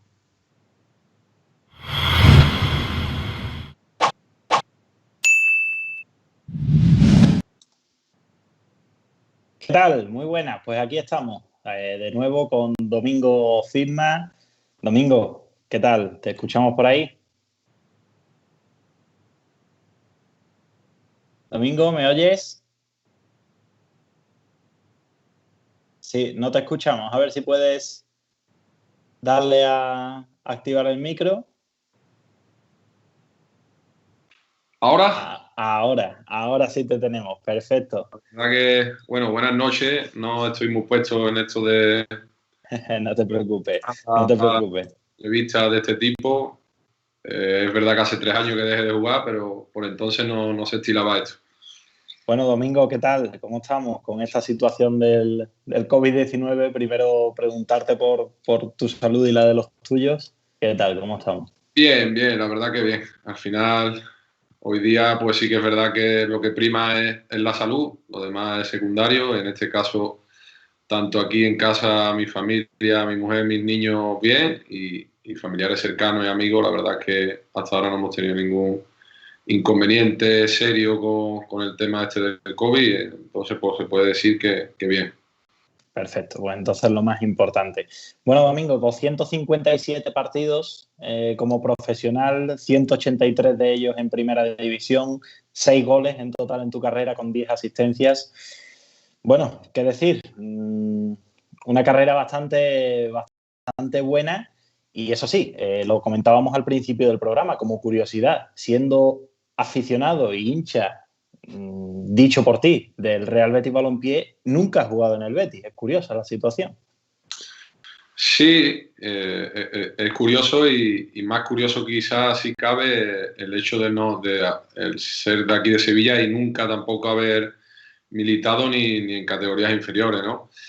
Bueno, por el motivo que sea, por los motivos que sea, nunca se cruzaron los caminos, sí que hubo algunos acercamientos, pero bueno, la verdad es que siempre he dicho que ha sido una espinita, ¿no? Que se me ha quedado, ¿no? Porque bueno, ya que después de tantos años en el fútbol profesional, pues podía haber tenido una oportunidad. Pero bueno, también digo siempre que todo no se puede tener, ¿no? Y que en este caso, pues el fútbol y la vida no me han tratado mal y bueno, satisfecho por la carrera, por los números que has dicho y en ese sentido contento y bueno, la pinita esa, pero bueno, como te digo, no se puede tener toda la vida. Por curiosidad, ¿qué equipos siguen más en la actualidad? ¿Al Betis o a alguno de con los que has jugado? No, a día de hoy sigo principalmente al Betis. Es verdad que cuando estuve estos años jugando y demás, ¿no? Pues siempre estuve centrado en los equipos que milité. Pero ya una vez que me retiré y volví aquí a la ciudad y de nuevo pues volví al estadio con mi carnet y a la misma vez ya pues yendo con mis niños, viendo un poco y que ellos vayan viviendo también el ambiente y al final principalmente al que sigo es al Betis. Perfecto, perfecto. ¿Y qué equipo? Bueno, hacemos repaso. Racing de Santander, Córdoba, Almería, Elche, Numancia, Atlético de Madrid. ¿qué equipo es el que más te ha marcado? De todos con los que has jugado en tu carrera, ¿qué equipo es con el que mejor recuerdo te queda de tu paso? Bueno, también lo comento siempre, ¿no? Y es una pregunta que me hacen habitualmente y bueno, posiblemente pues en los sitios donde deportivamente me haya sentido más importante o haya sido más partícipe tanto de los éxitos como de los fracasos, pues son en los sitios que quizás me quede, ¿no? Y en este caso, Almería guardo un grato recuerdo y en Elche también, las 2 temporadas que estuve allí, la verdad que fueron 2 años bonitos, que el equipo llevaba muchos años en la segunda división y la segunda división B. La afición, la ciudad estaba volcada con el equipo, fueron 2 años buenos, todo iba rodado y la verdad es que al final, cuando las cosas van bien es cuando te acuerdas un poco, ¿no? de eso, ¿no? Del cariño y del recuerdo de la gente, ¿no? En ese caso. Bueno, ya has confesado que te hubiera gustado, te hubiera encantado jugar en el Betis, seguramente. Ya, Domingo, ha pasado mucho tiempo desde que te retiraste. Nunca jamás se dio la oportunidad, o si se dio la oportunidad, como has comentado antes, ¿cómo fue? Cuéntanos un poco el qué pasó, por qué no pudo salir a pesar de tu buena voluntad de ir al Betis. Sí, la voluntad siempre estuvo ahí porque siempre era yo el que incluso le insistía a mi representante que llamara a la puerta del Betis, estando en primera división o, bueno, estando en las categorías que militaba el Betis, incluso estando yo en primera división y el Betis en segunda, tampoco me hubiera importado el hecho de bajar esa categoría por lo que significaba para mí el haber jugado en el Betis, ¿no? Que yo sepa así directamente y que yo tuviera alguna conversación con gente del Betis, en este caso fue la temporada que estaba Montparler, la secretaria técnica, y ahí sí que recibí una llamada directa de él. Él me preguntó el hecho de si a mí me interesaba venir aquí y demás. Yo, por supuesto, que mostré mi interés en que así fuera, pero bueno, al final, en ese caso, estaban en duda, si no recuerdo mal, de una renovación de un compañero que jugaba en mi posición. Y al final pues, tomaron la decisión de esa renovación y bueno, no entré en esos planes que se tanteó y que me consultaron y demás. Esa fue quizás la vez más cercana. Ya después que haya existido otras posibilidades, yo directamente con alguien del Betis nunca llegué a hablar. Y pero sí quizás otros acercamientos de tu representante que te decía, oye, Domingo, ha llamado el Betis, ha preguntado. Ya te digo que en este caso, más que, por lo menos yo no recuerdo ninguna vez que me dijera, porque si no ya tenía respuesta súper clara en este caso. Pero era yo más el que insistía yo, casi todos los veranos era yo el que insistía, ¿no? Decía, hostia, que estamos aquí, por ejemplo, la temporada del Atleti, hostia, pues que hemos hecho aquí un año, que hemos jugado partido aquí, que tal, que bueno, que podemos tener un caché importante para poder entrar en el Betis, que hombre, que entrar en el Betis no era fácil tampoco, ¿no? Una entidad importante y bueno, sí, pero es estar dispuesto a bajar, por así decirlo, de un Atlético de Madrid campeón de Copa, campeón de Supercopa Europa y estabas dispuesto a ir al Betis. Ese era el tema, ¿no? Y ya te digo que más que, por lo menos directamente a mí, salvo esa vez, no supe mucho más. Era yo el que insistía y ya hasta mi representante se enfadaba conmigo porque decía, hostia, que tampoco vamos a estar allí llamando todos los días, coño. Pero bueno, ya te digo que jodió y bueno, contento con lo que me ha deparado la vida deportivamente y ya te digo. Bueno, aunque sea como rival, por lo menos has podido sentir lo que es jugar en el Villamarín. ¿Cómo es jugar en el Benito Villamarín? Bien, muy bonito porque siempre que venía, pues siempre me acompañaba toda la familia, amigos, en la grada y bueno, eran partidos especiales.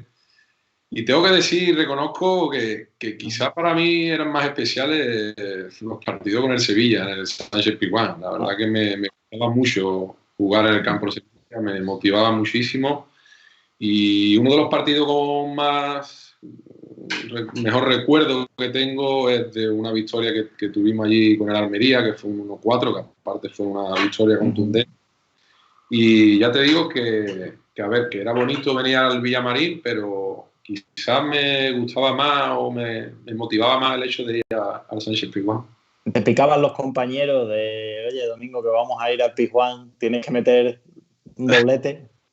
Bueno, sí, siempre había bromas sobre el tema, ¿no? Porque sí que es verdad que yo siempre, pues sí, confeso y siempre andaba pendiente al Betis y a sus partidos y a sus resultados y demás, ¿no? Y siempre sí que es verdad que los compañeros siempre había alguna que otra broma. Oye, y aun siendo jugador, te hemos visto en alguna que otra ocasión yendo, bueno, como socio, que ya sabemos que eres, yendo a las gradas del Villamarín, siendo jugador. ¿Alguna vez algún equipo te ha puesto algún problema? ¿Te ha dicho, oye, Domingo, esto, estando en nuestro club... No, la verdad es que no, y bueno, será porque a lo mejor no se han enterado, porque ya a todo lo pasado puedo confesar que alguna locura hemos hecho y nos hemos desplazado a lo mejor y sin ser todo lo profesional que tendría que haber sido, porque bueno, el descanso, etcétera, pero bueno, había partidos a lo mejor importantes, bonitos, que me gustaba escaparme e intentaba venir. Tanto a Sevilla como a otros sitios. Recuerdo perfectamente estar en Madrid, eso siendo joven, con 21 años, cuando la semifinal de Copa del Rey en San Mamés. Recuerdo que no había entrada, que me llamó un primo mío, oye, que he conseguido la entrada, ¿qué tal? Y sobre la marcha me marché y bueno, llegué un poco tarde.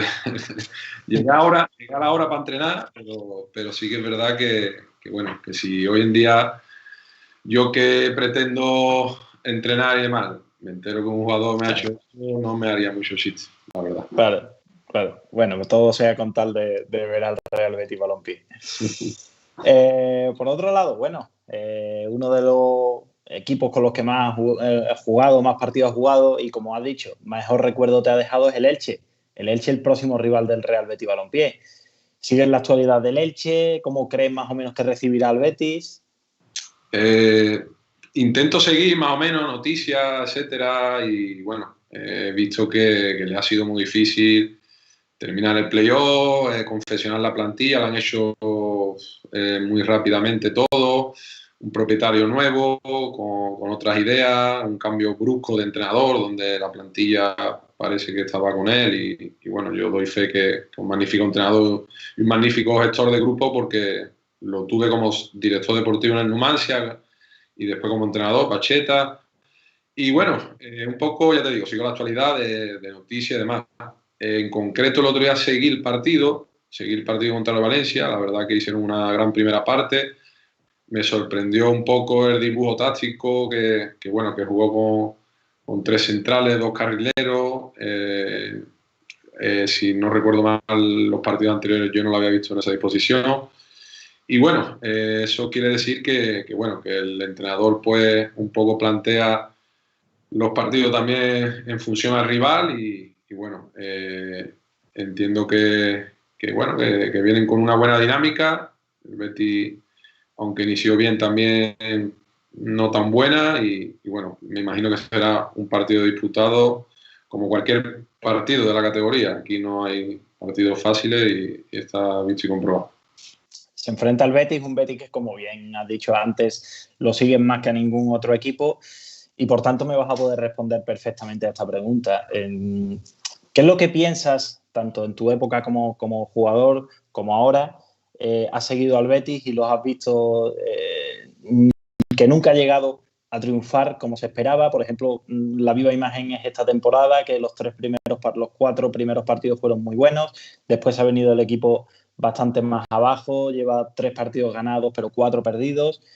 ¿Qué es lo que pasa en el Betis? ¿Qué es lo que piensas tú, tu visión como aficionado de no estar dentro del club para que nunca termine de triunfar? Bueno, yo principalmente el problema que existe en el Betis desde hace muchos años es el hecho de una estabilidad en el tema pues, del club, ¿no? Ahora parecía que se estaba encontrando.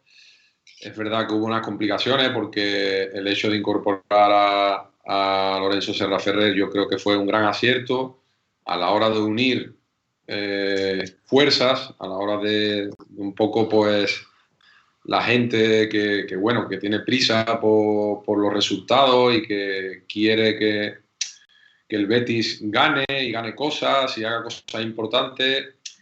Yo creo que bueno, que al final siempre por una cosa o por otra no hay una estabilidad en ese sentido y eso nos ayuda, ¿no? El hecho de que no se unan fuerzas y que todos vayamos en una misma dirección es complicado y bueno, a la vista está que esa misma decisión de que Lorenzo no siguiera dividió totalmente a la afición, junto también con la historia del entrenador que había anteriormente también, que había mucha gente que era a favor de Quique Setién, otros que no. Entonces la afición a mí me recuerda un poco a cómo está el país, ¿no? En el sentido de ahora o casi todo el mundo es de casi extrema derecha o extrema izquierda. Por el Betis ha pasado un poco algo similar en ese sentido. O eras muy de Setién o todo lo contrario. O eres muy de la directiva actual o... No existe la medianía. No. Entonces todo eso nos ayuda, ¿no? Y en otros clubes y a la vista está en lo más cercano que tenemos, ¿no? Que siempre por la cercanía pues uno mira de reojo y esa estabilidad, esa tranquilidad para trabajar, para poder darle continuidad a un proyecto y demás, en el Betis no existe y bueno, este año por ejemplo hemos iniciado bien, parecía que se iniciaba bien. Bueno, yo creo que todo el mundo estamos viendo cómo el Betis es perjudicado día sí, día también, arbitralmente. No nos podemos cerrar en banda en que ese sea el único problema, pero sí que es verdad que un partido, pues, por ejemplo, el día de la Real Sociedad, la Real Sociedad quizás estaba siendo un poquito más superior al Betis, pero en una acción, en un gol, en un empate, cambia un partido y bueno, y se le da la vuelta a una situación. Entonces, pues bueno, un poco de todo, ¿no? En ese sentido yo creo que al Betis lo que necesita es tranquilidad y institucionalmente y bueno, esperemos que en ese sentido la logre algún día y a partir de ahí yo creo que vendrán los resultados. Y te quiero preguntar por tu posición. Te quiero preguntar en concreto por la posición del lateral izquierdo en el Betis. Desde la salida de Luis Fernández, prácticamente excepto Junior, en los 2 últimos años no ha conseguido triunfar nadie en el siglo XXI, podríamos decir. ¿A qué se debe? Han pasado decenas de laterales izquierdos por el Betis y ninguno ha conseguido triunfar. Quizás hubiera faltado que hubieras ido tú. Te iba a contestar eso, ¿no? Pero no, hombre, que... no, la verdad que es curioso, y es verdad que han pasado muchísimos laterales y que no termina ninguno de cuajar, ¿no? Antiguamente, años atrás, pues se buscaba un perfil más defensivo. Bueno, últimamente parece que los laterales, pues se les exige también atacar, ¿no? En este caso, lo actual que tenemos, el año pasado, por ejemplo, yo creo que se firmaron dos jugadores de un parecido perfil. Más, eran atacantes reconvertidos en laterales. Y bueno, hay que seguir puliendo, ¿no? El tema defensivo, ¿no? Yo creo que está bien que los laterales suban, que aporten ofensivamente, pero yo creo que al final la tarea de un lateral principalmente es que no te desborden y que no te hagan gol. Entonces, pues, tampoco sabría decirte, ¿no? qué problema podía haber, pero bueno, esperemos que con la gente que hay este año pues, se vaya mejorando esa situación. Veremos, estaremos en ello. ¿Y tú que has vivido, no sé cuántos partidos habrás vivido? Una pregunta, de hecho, que te quería hacer era si como jugador, que me lo has comentado ya, que has ido a partidos del Betis, nunca han llegado a llamarte la atención por ello, pero ¿a cuántos has podido ir? Porque sí que es cierto que habrás tenido bastante limitado el poder como jugador ir a partidos del Betis. Sí, la verdad que sí, ¿no? Y principalmente también viendo situaciones. Yo, a ver, a lo mejor te digo que vine a algún partido porque a lo mejor en ese momento no es justificarme, ¿no? Pero en ese momento a lo mejor yo no era titular en el equipo, entonces tenía un poquito más de chance. Si hubiera tenido una mayor responsabilidad.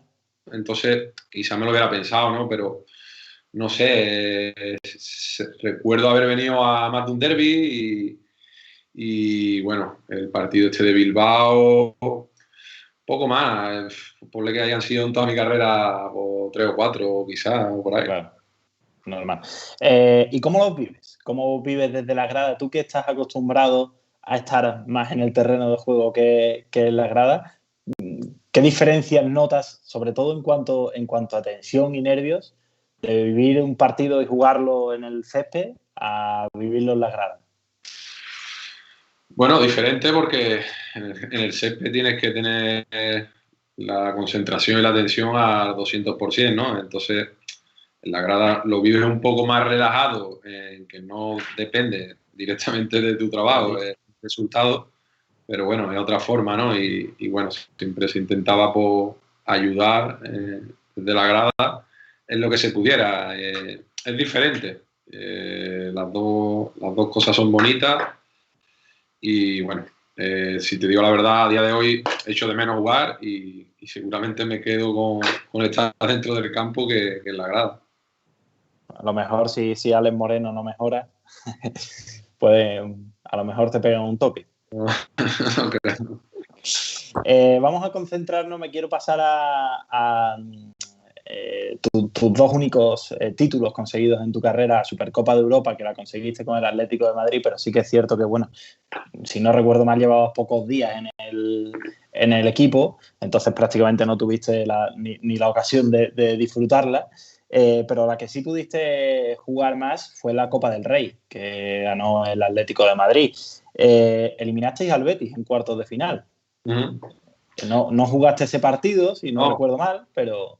en Liga sí que jugué contra el Betis allí en el Calderón y también ganamos 1-0. Y bueno, por lo que me preguntabas de la Supercopa de Europa, recién llegado a Madrid, vi el partido, pero es que ni había entrenado prácticamente. Claro. A la misma vez estaba más pendiente de una mudanza, de un cambio brusco, ¿no?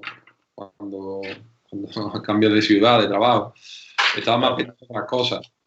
En la Copa Rey sí que fui partícipe en la primera eliminatoria, ya a partir del cuarto por ahí no participé y bueno, la final fue muy bonita porque fue Bernabéu, un gran equipo como Real Madrid, las apuestas no daban un duro por nosotros y fuimos capaces de vencerle y la verdad que un grato recuerdo. Y bueno, si no recuerdo mal, eliminasteis al Betis en cuartos de final, pero por lo menos lo vengaste un poco, sí. ¿no? Si te recuerdas bien, en la semifinal contra el Sevilla. Sí, la verdad que sí, que después eliminamos al Sevilla, nos tocó también el Sevilla. Y sí que es verdad que pudimos sacar la eliminatoria complicada, jodida y bueno, la verdad que contento. Eso sí, mirando los equipos en los que has jugado en tu carrera, me ha llamado la atención una cosa y es que nunca has jugado fuera de España. ¿Por qué? ¿Nunca ha habido interés por parte de equipos extranjeros? ¿Cómo que nunca has acabado con la trayectoria de tu carrera? ¿Nunca has acabado en un equipo extranjero? Sinceramente, porque teniendo la posibilidad de jugar en primera división, si me dices que a lo mejor hubiera estado muchos años en segunda, que se te abre el mercado extranjero también y tal, pero al final han sido 8 temporadas en primera división, quizá después de Elche hubiera sido una posibilidad de haber ido fuera, pero me sale también la posibilidad de venir 3 años a Córdoba, que estaba aquí cerca, en Andalucía. Bueno, al final el dinero no lo es todo, porque hay veces que afuera hay unas ofertas importantes y bueno, seguramente habré priorizado el bienestar de la familia, de mía propia. Es verdad que hubiera sido bonito también una experiencia afuera. La intención hubiera sido después de Córdoba, pero bueno, ya después con la lesión que tuve en mi último año, pues ya no me dio la posibilidad. Como te digo, hubiera estado bien, hubiera sido bonito, una experiencia, pero bueno, no sé yo tampoco. Y como curiosidad, a todo lo pasado, como has dicho antes, ya da un poco igual. Un equipo extranjero que más interés mostró por ti, que tú dijeras, venga, me voy, que estuvieses a punto de irte o Pues, un par de ellos. estando en Atlético de Madrid, recuerdo que en el mercado de diciembre se me abrió la posibilidad de ir al Beşiktaş turco. Y bueno, es verdad que la temporada iba bien, no estaba participando todo lo que quería, pero estaba viendo posibilidades de hacer algo importante ese año con el Atlético de Madrid. Y dije, pues bueno, si lo tengo ahora en diciembre, pues posiblemente a final de año pues también pueda tener esa posibilidad. Después ya no la tuve y bueno, quizás esa fue una de las apuestas más importantes por las que podría haber salido afuera. Perfecto. Y para terminar, Domingo, última pregunta. Va a ser muy sencilla. ¿Con qué te quedas por tu parte para ver un poco la mentalidad del futbolista, para entenderla un poco? Un título más importante, como es la Copa del Rey, con el Atlético de Madrid, que es, pero eres menos partícipe, o con el ascenso con el Numancia, que fuisteis además, si no recuerdo mal, líderes de segunda división, pero siendo más partícipe. ¿Con qué logro o hito te quedas? Perdona que te rectifique, pero el Numancia yo fui a primera división directamente, yo no haciendo con ellos, yo haciendo, por ejemplo, haciendo con el Almería o no desciendo con el Elche, siendo muy partícipe y en la penúltima jornada, por ejemplo, jugando contra el Barcelona, que se jugaba la Liga, que la terminó ganando el Atlético de Madrid, por ejemplo, un estadio lleno con 30.000 personas en el Martínez Valero, posiblemente me quede más con esa salvación del Elche que con el título de Copa del Rey, por lo que estás diciendo. Porque bueno, al final no eres tan partícipe y quizás me quede más con eso. Es verdad que al final la copita esa pequeñita, esa la tengo aquí abajo en casa, pero sí. Bueno, yo creo que sí, que al final el futbolista es lo que estamos hablando, donde más partícipe de los éxitos, posiblemente es como lo que te decía, ¿no? Los equipos, las ciudades, ¿con qué te quedarías? Pues posiblemente pues con el Almería y con el Elche, ¿no? Que fueron los mejores años quizás deportivamente. Con Almería además he visto un gol de falta bastante curioso, ¿eh? Sí, Bastante buen gol. Un recuerdo. Bueno, y para cerrar ya por último, Betis-Elche o Elche-Betis, ya has comentado que te quedas por sentimiento con el Real Betis Balompié, pero te quiero pedir un resultado para el partido del fin de semana. Pues el mismo que he puesto hoy esta tarde ahí en la porra de aquí de Montequinto, que voy a llevar niños ahí a jugar fútbol y eso, 2-0. Esperemos que gane el Betis. Perfecto, buen resultado. Bueno, Domingo Cisma, muchas gracias por haber estado en Onda Bética, donde siempre son bien recibidos los béticos, como su propio nombre indica, y tú, por supuesto, uno más de ellos. Pues muchas gracias a ustedes por la invitación y bueno, espero que os vaya bien con el programa. Por nuestra parte, pasamos ya a Grada Onda Bética con Jared Aguilera. Le doy paso.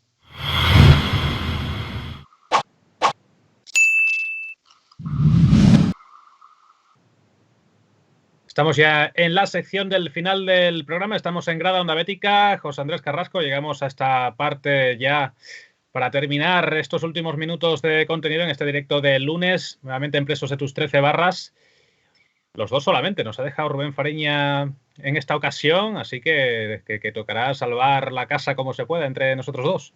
Por supuesto, sin ningún problema. Aquí estamos para hablar de lo que nos hayan comentado los telespectadores en este caso y a ver qué preguntas nos han mandado o qué comentarios han hecho durante el programa y comentamos sobre ellos.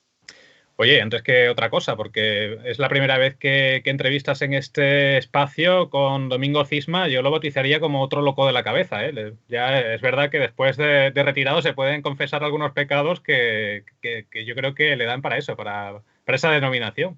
Totalmente. Y como nos ha comentado él, bueno, lo que ha dicho, como entrenador ahora quizás no le gustaría que uno de sus jugadores ahora hiciera lo que él hizo de irse a otros partidos, pero bueno, eso no es más que una seña de lo loco de la cabeza que estaba por el Real Betis Balompié y que a mí personalmente, escuchando a Domingo Cisma y viéndolo con la ilusión que hablaba sobre el Betis, me hubiera gustado por él que hubiera podido jugar alguna vez, al menos un día, con la camiseta del Betis. Pues su palmarés, de hecho, y su trayectoria como futbolista lo justificaban, que no es que estemos pidiendo aquí un puesto a un cualquiera, el Domingo Cisma, lo que he dicho antes, 257 partidos en su carrera. Y bueno, ha dejado claro que lo intentó también, que estuvo incluso dispuesto en algún momento, si hubiera sido necesario, a bajar de categoría por tal de aportar en el Betis, que tampoco es que haya estado con un puesto fijo de lateral zurdo durante muchos años como para descartar opciones que se pudieran haber planteado. En fin, por hablar de los temas que se nos han presentado a lo largo del programa, ya saben que hacemos siempre una encuesta para tensar el pulso a la gente, ver qué es lo que piensa. Había un tema que creo que había que hablar de él, porque ha salido la noticia en Onda Bética en estos días. Son ya más de 100 días sin que uno de los 3 delanteros del Betis anote gol. Son demasiados. Es verdad que ha habido un verano de por medio, pero ha sido un verano pequeñito, cortito, porque la pretemporada que ha habido ha sido muy atípica, como el resto del año 2020. Y trasladábamos la pregunta de cuál cree la gente que debe ser el 9 titular en este momento. 3 opciones, como todos conocemos, que son las de Toni Sanabria. Parece que ahora mismo parte con ventaja. Loren Morón, poco a poco acumulando minutos. Y Borja Iglesias, que era el que empezaba con mejores sensaciones al principio, por lo menos el que empezó los primeros partidos como titular. Poco a poco se ha ido cayendo por la falta de goles, entre otros motivos. José Andrés, no sé si has hecho trampa y has mirado los resultados de la encuesta, pero ¿cómo crees que está este pulso entre los 3 9 del Betis? Pues mira, no he hecho trampas, no he mirado los resultados de la encuesta, no sé cuál es el resultado, pero conociendo un poco la afición del Betis y por dónde cojea, que ya más o menos me la conozco, yo creo que va a ganar Loren Morón. Sí que te digo por mi parte que para mí, aunque con falta de gol, porque no está terminando de realizar las ocasiones que está teniendo, que ya, si no recuerdo mal, ha habido un par de mano a mano bastante claros que no ha aprovechado, Toni Sanabria está haciendo buenas actuaciones. Está siendo el titular, de hecho, desde la jornada 3 de Liga, que las 2 primeras las jugó Borja y después le ganó Toni Sanabria a titularidad. Para mí lo está haciendo bien, lo que pasa es que no está consiguiendo realizar, ese es su mayor problema. Si me preguntas para el partido contra el Elche o para incluso el siguiente o los 2 siguientes, te diría que para mí Toni Sanabria seguiría siendo titular si fuera por mí.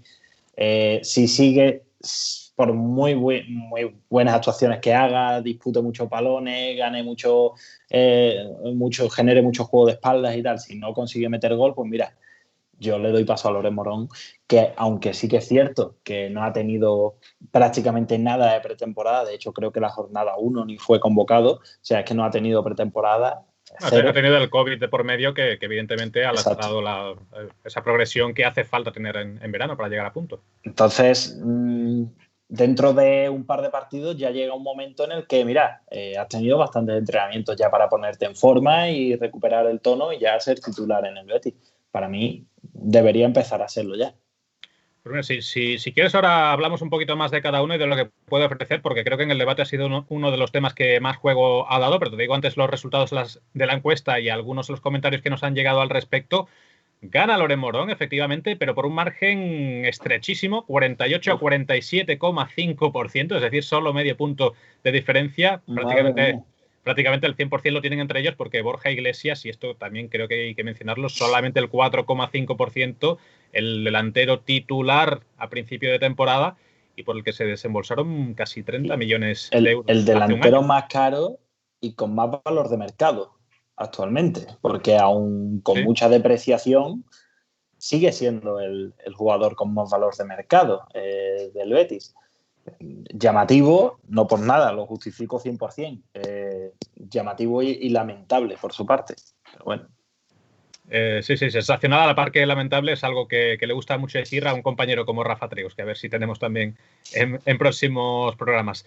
Fíjate lo que decía en modo de broma, evidentemente, Chiqui García, cuando le preguntábamos cuál era la solución del problema que tienen estos 3 delanteros, nos dice bajarlos al filial, pero yo creo que tampoco hay que tomar medidas tan drásticas, pero lo cierto es que después de 7 partidos de esta temporada y después de 100 en el global, que 3 jugadores no sumen ni siquiera un gol entre todos, es algo de lo que hay que debatir. Nos decía también José Luis Tirado, y tiene razón, nos recordaba, Sanabria sí ha marcado, otra cosa es que con los robos del VAR se lo quiten. Eso es verdad. Debió ser legal, a todas luces, el gol de la jornada pasada, y podríamos estar cambiando mucho de lo que estaríamos hablando en el programa de la jornada pasada, porque no se habló más que de otra cosa que del VAR, como esta, porque se habría jugado con otras sensaciones completamente diferentes, y ya dejaría de ser cierto eso de que todavía no han marcado ningún gol los delanteros, al menos uno sí que habría llegado. Pero fíjate que nos dice Jawa Kun que el tema pendiente desde Rubén Castro y Ricardo Oliveira es el delantero. Hombre, son 2 nombres que han hecho bastante historia en el Betis, sobre todo el canario, porque la trayectoria de Ricardo Oliveira, aunque fue dividida en 2 etapas, fue más cortita.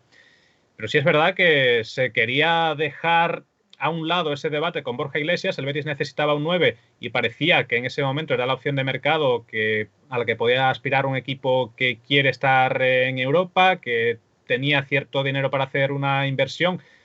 Aunque bueno, habrá quien diga que ese dinero no se tenía y por eso estamos abocados a lo que estamos en esta temporada, pero en fin, era un jugador en el que se depositaron muchas confianzas Borja Iglesias porque precisamente carecía o estaba huérfano el Betis de una figura clara en el 9. Y no sé si a día de hoy tú piensas que Borja Iglesias es una figura todavía recuperable para el Betis, porque parece claro que ya es el tercer delantero.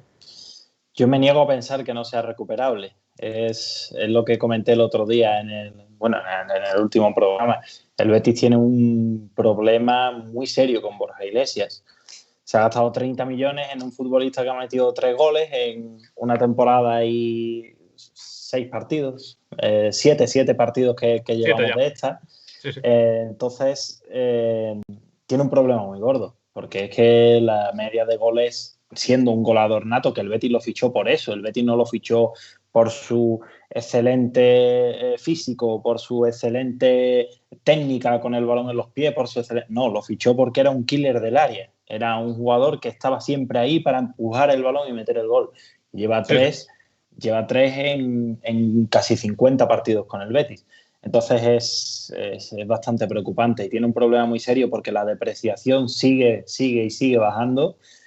No va a recuperar el dinero el Betis, entonces, por tanto, como va a perder mucho, no lo va a querer vender, pero claro, si no lo vendes, lo tienes que poner. Pero es que cada vez que lo pones, el equipo ofensivamente muestra muchas carencias y si no lo pones, más se deprecia. Entonces, el problema es muy gordo y yo me niego a pensar que no sea recuperable. El problema es que el año pasado estuvo con Rubi, que fue el entrenador que hizo que...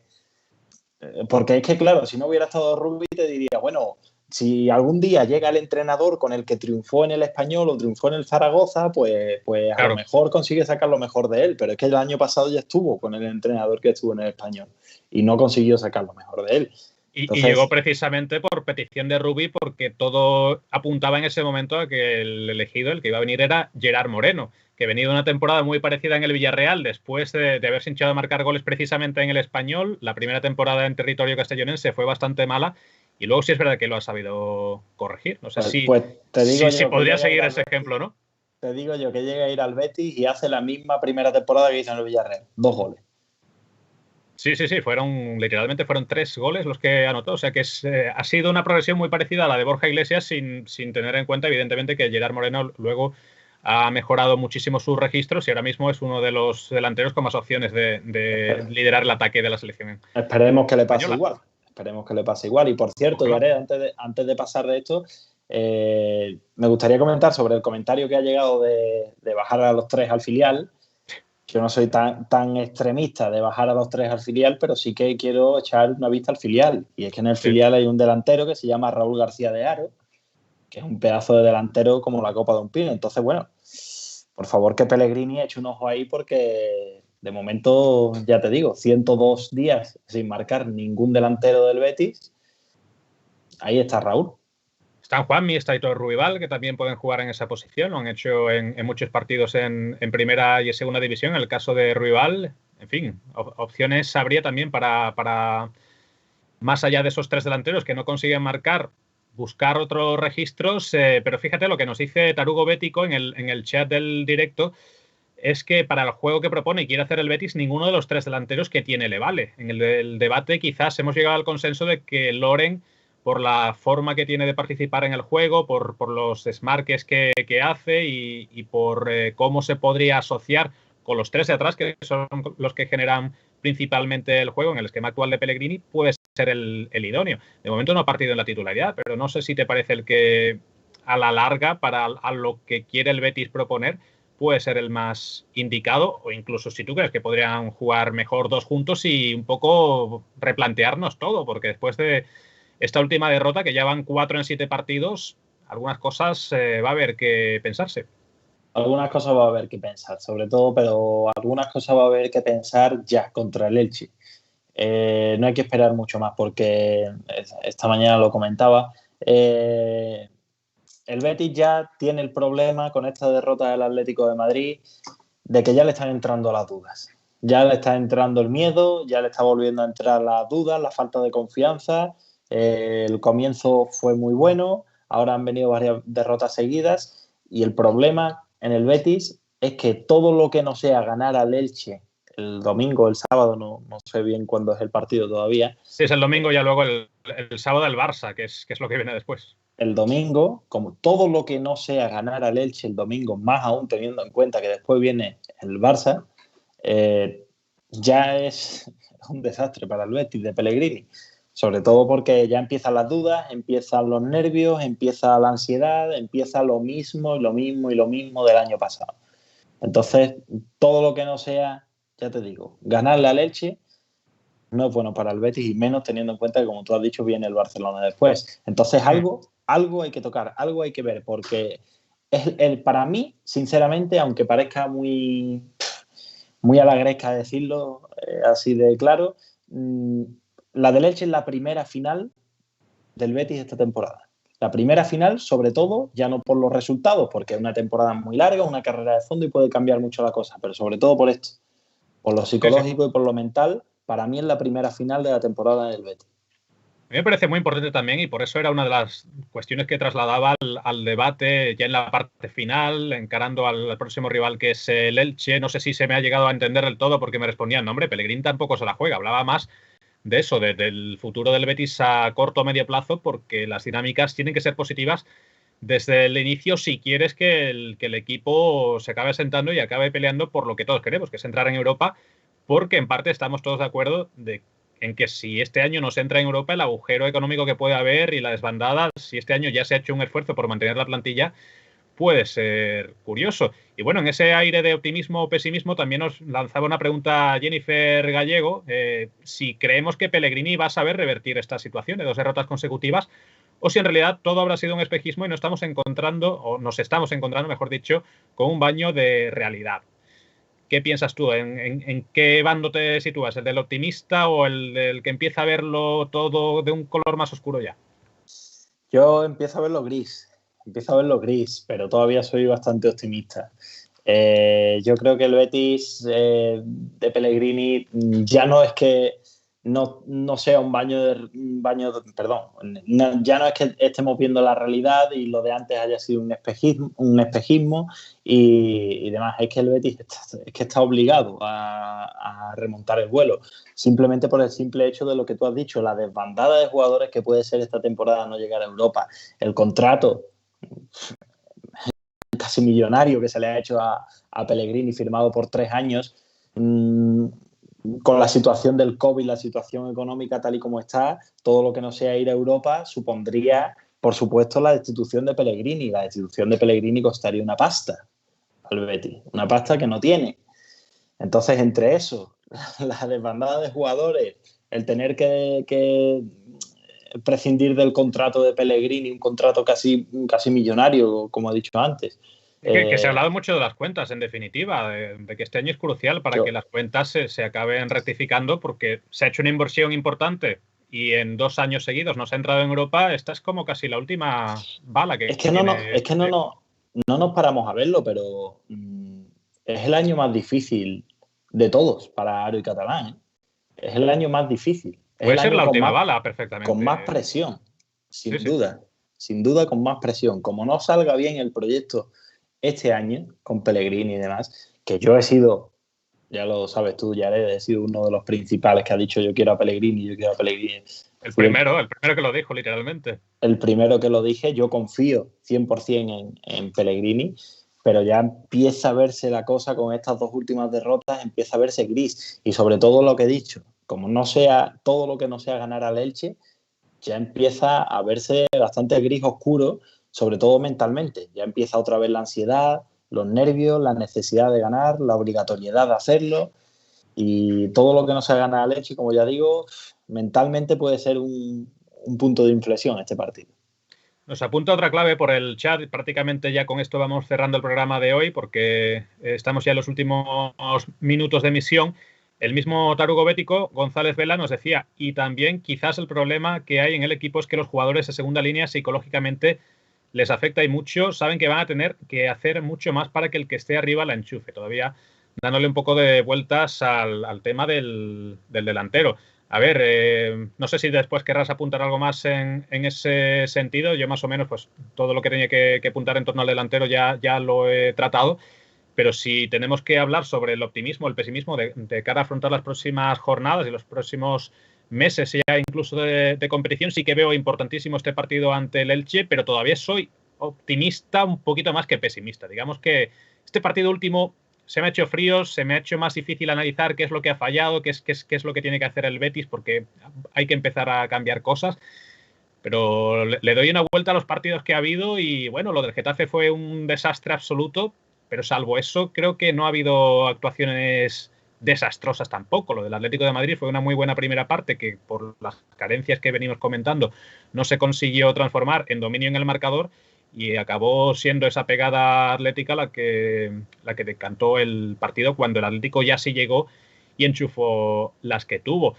Repaso el partido del Real Madrid. Yo creo que es un partido del que extraer sobre todo lecturas positivas. Empezar perdiendo, ser capaz de darle la vuelta ante el líder del campeonato y el actual, bueno, ahora con los partidos que cada uno ha perdido, todavía está un poco difusa la clasificación, pero no deja de ser, eso sí, está claro, el actual campeón de Liga. Y ante la Real Sociedad sí es cierto que hubo muchas cosas mejorables, pero cuando el equipo hizo un atisbo de reacción siempre hubo cosas extradeportivas que no nos dejaron hacer un análisis claro de la situación. Y a fin de cuentas yo creo que todavía se pueden sacar más lecturas positivas de los cambios que ha introducido Pellegrini en esta plantilla, de las cosas que todavía no terminan por funcionar. Ha habido un calendario un poco complicado también en estas primeras jornadas. La Real Sociedad ahora mismo es líder del campeonato, ha pasado ya Real Madrid Atlético, ahora viene el Barça. En fin, que si se consigue ganar ese partido ante el Elche, que va a ser muy importante mentalmente, que yo creo que es donde los jugadores pueden estar más tocados, sobre todo los delanteros, que les falta ese gol, puede ser un cambio de dinámica bastante importante, José Andrés. Es lo que he dicho antes, pues sobre todo por mentalidad hay que ganar al Elche, sí o sí, como sea. Con que los árbitros nos devuelvan lo robado, que lo que sea, pero no sé yo, no sé yo. Hay que ganar al Elche sí o sí, sobre todo lo que ya he dicho por la mentalidad. Para un equipo, por supuesto, malo es jugar mal y perder tus partidos, por supuesto, pero es que por muy bien que tú juegues, por muchas buenas sensaciones, por mucho que pelees, por muy bien que te salga la presión, por muchas ocasiones de gol que tú generes, si no las metes y encima pierdes los partidos, a los jugadores les termina quemando. Y al equipo se viene abajo, se hunde, le entra la ansiedad, le entra la presión, no podemos fallar, esta es nuestra última bala, el proyecto se viene abajo. Y es entras en una espiral como la que entramos el año pasado, en la que ya de ahí no sales. Tienes muy buena plantilla, tienes un buen entrenador, pero ya esa dinámica negativa no se te olvida nunca. Y ya eso lo arrastras toda la temporada. Y es a lo que el Betis no le puede pasar. Y hay que tener en cuenta que después del Elche hay que visitar el Camp Nou. Y para un internacional después, que es irte 2 semanas sin competir, sin buenas sensaciones, si ese segundo partido, sobre todo, que es muy complicado, no se consiguen rascar puntos. Por eso digo que al Elche hay que ganarle, pero no ganarle convenciendo, y además no vale el empate. Para mí, sinceramente, un 1-1 el domingo es un resultado muy malo, muy malo. Mentalmente el equipo se va con 10 puntos y seguiría con un partido empatado y 5 perdidos ya, de 3 ganados. Entonces es que el Betis necesita esa victoria contra el Elche, pero sí o sí. 10 puntos el Elche, que no pensemos que viene un recién ascendido. Que no se conoce el librillo. Sí, el Elche está haciendo un arranque muy bueno. Y yo no quiero decir que el Elche haya que ganarle sí o sí porque sea un recién ascendido, porque tal. Obviamente no es el FC Barcelona, pero el Elche está haciendo un inicio de temporada pletórico. Así que hay que tener mucho cuidado, porque el domingo al Villamarín va un equipo muy en forma, un equipo que está jugando muy bien, que está sacando sus partidos adelante, y no nos podemos pensar tampoco que va a ser un partido fácil para el Betis, ni mucho menos. Pero la obligatoriedad de ganar está ahí. Antes de pedirte un pronóstico para ese partido, más allá de que todos coincidimos en que es imperativo ganar, repasar los partidos que ha disputado el Elche, porque es que encima acabó más tarde la temporada y ha empezado esta también con partidos de retraso, y aún así ahora mismo supera en una unidad los puntos conseguidos por el Betis. Sí tuvo un debut bastante complicado ante la Real Sociedad, cayó por 0-3, algo de lo que tenemos en común, por suerte, por desgracia, pero ya después es que ha encajado solamente un gol en 4 partidos, consiguió ganar en Ipurúa, empató ante el Huesca en casa, un Huesca que también está sorprendiendo para bien, pese a que los resultados no se traducen tanto como en el caso del Elche, pero está compitiendo bastante bien en este inicio liguero, pese a ser otro recién ascendido. Ganó en Mendizorroza por 0-2, y después esta victoria ya un poquito más de prestigio, aunque no es el mejor Valencia de las últimas temporadas, ni mucho menos, pero ante el rival fuerte de esa comunidad. O sea, era un derbi de la Comunidad Valenciana y se lo llevó por 2-1 con relativa claridad, porque se puso muy pronto ganando por 2-0. Teniendo en cuenta todo esto, la clase de rivales a los que se ha enfrentado y el equipo que tenemos enfrente, ¿qué partido ves tú para ir cerrando ya ante el Elche este domingo? Yo solo, con todo lo que has dicho, me quedo con una lectura: un gol en contra a partir del partido de la Real Sociedad, y el Betis que no mete un gol ni en una portería de rugby. Los delanteros, blanco y en botella. Los delanteros, bueno, menos mal que hemos visto a Tello metiendo un par de goles, exactamente, sí. Bueno, incluso Carballo. Menos mal que los de segunda línea andan respondiendo, porque entonces ya, ¿qué sería de nosotros? Lo que pasa es que pasa lo mismo que el año pasado, pasa un poco lo mismo que el año pasado. Si tienen que llegar los de segunda línea a meter gol, malo. Está claro que está bien que marquen de vez en cuando, pero los de segunda línea, Canales, Fekir, William, Guido, Tello, Lainez, todo esto de Joaquín, todo este tipo de futbolistas está muy bien, que metan cuanto más goles mejor y que aporten todo lo que puedan aportar, pero la obligatoriedad de marcar los goles la tienen los delanteros, y es lo que no estamos consiguiendo. Cuando te haga falta marcar goles, los que tienen que responder son los delanteros, y son los que no están respondiendo. Entonces, el Betis tiene un problema bastante serio ahí en cuanto a la falta de gol. Y por otro lado, como te decía, un Elche que además ha recibido un gol a partir de su debut, en 5 partidos ha recibido un gol. Entonces, en 4 partidos, sí, porque le falta uno, ha recibido un gol. Entonces, la verdad es que es bastante notorio ese partido. Yo, aun con todo, si me preguntas un pronóstico, me voy adelantando porque sé que me lo vas a preguntar, y para que no me lo quites, yo lo digo antes. Sí. Voy a dar un partido muy sufrido, un partido muy peleado en el Benito Villamarín, que va a costar ganar, pero que vamos a ganar porque tenemos la obligación de ganar, por 2-1. 2-1. Bueno, no me lo has quitado, ¿eh? No me has quitado el que yo esperaba. Creía, por la argumentación que estabas dando, que iba a ser el caso. El 1-0 en el Villamarín no lo compro. Pues es que veo un partido así, ¿eh? Después de haber visto los partidos del Betis ante Valladolid, ante Alavés, el Valladolid se acabó ganando por 2-0, porque también se tuvo la fortuna de anotar un gol desde el punto de penalti en el minuto 8 de partido, si mal no recuerdo, y eso facilitó ya el resto del desarrollo del encuentro, lo que no quita tampoco que fuera un partido bastante completo y bastante serio de los de Pellegrini.